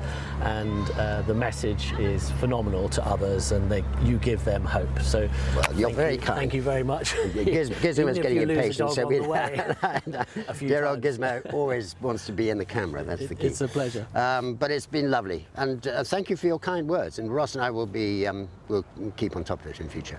Thank you. It's nice to see you. Thank you. Let's go and walk this last piece. Oh, by the way, I ought to mention, ladies and gentlemen, just to bear in mind that Bath doesn't always look like this. The Crescent is, of course, one of the most famous and wonderful buildings in the world, but usually people are dressed in normal clothes. We've arrived on the greatest day in Bath. It's Jane Austen Day, and everybody's dressed in wonderful clothes. Makes me even more of a beacon. Let's go.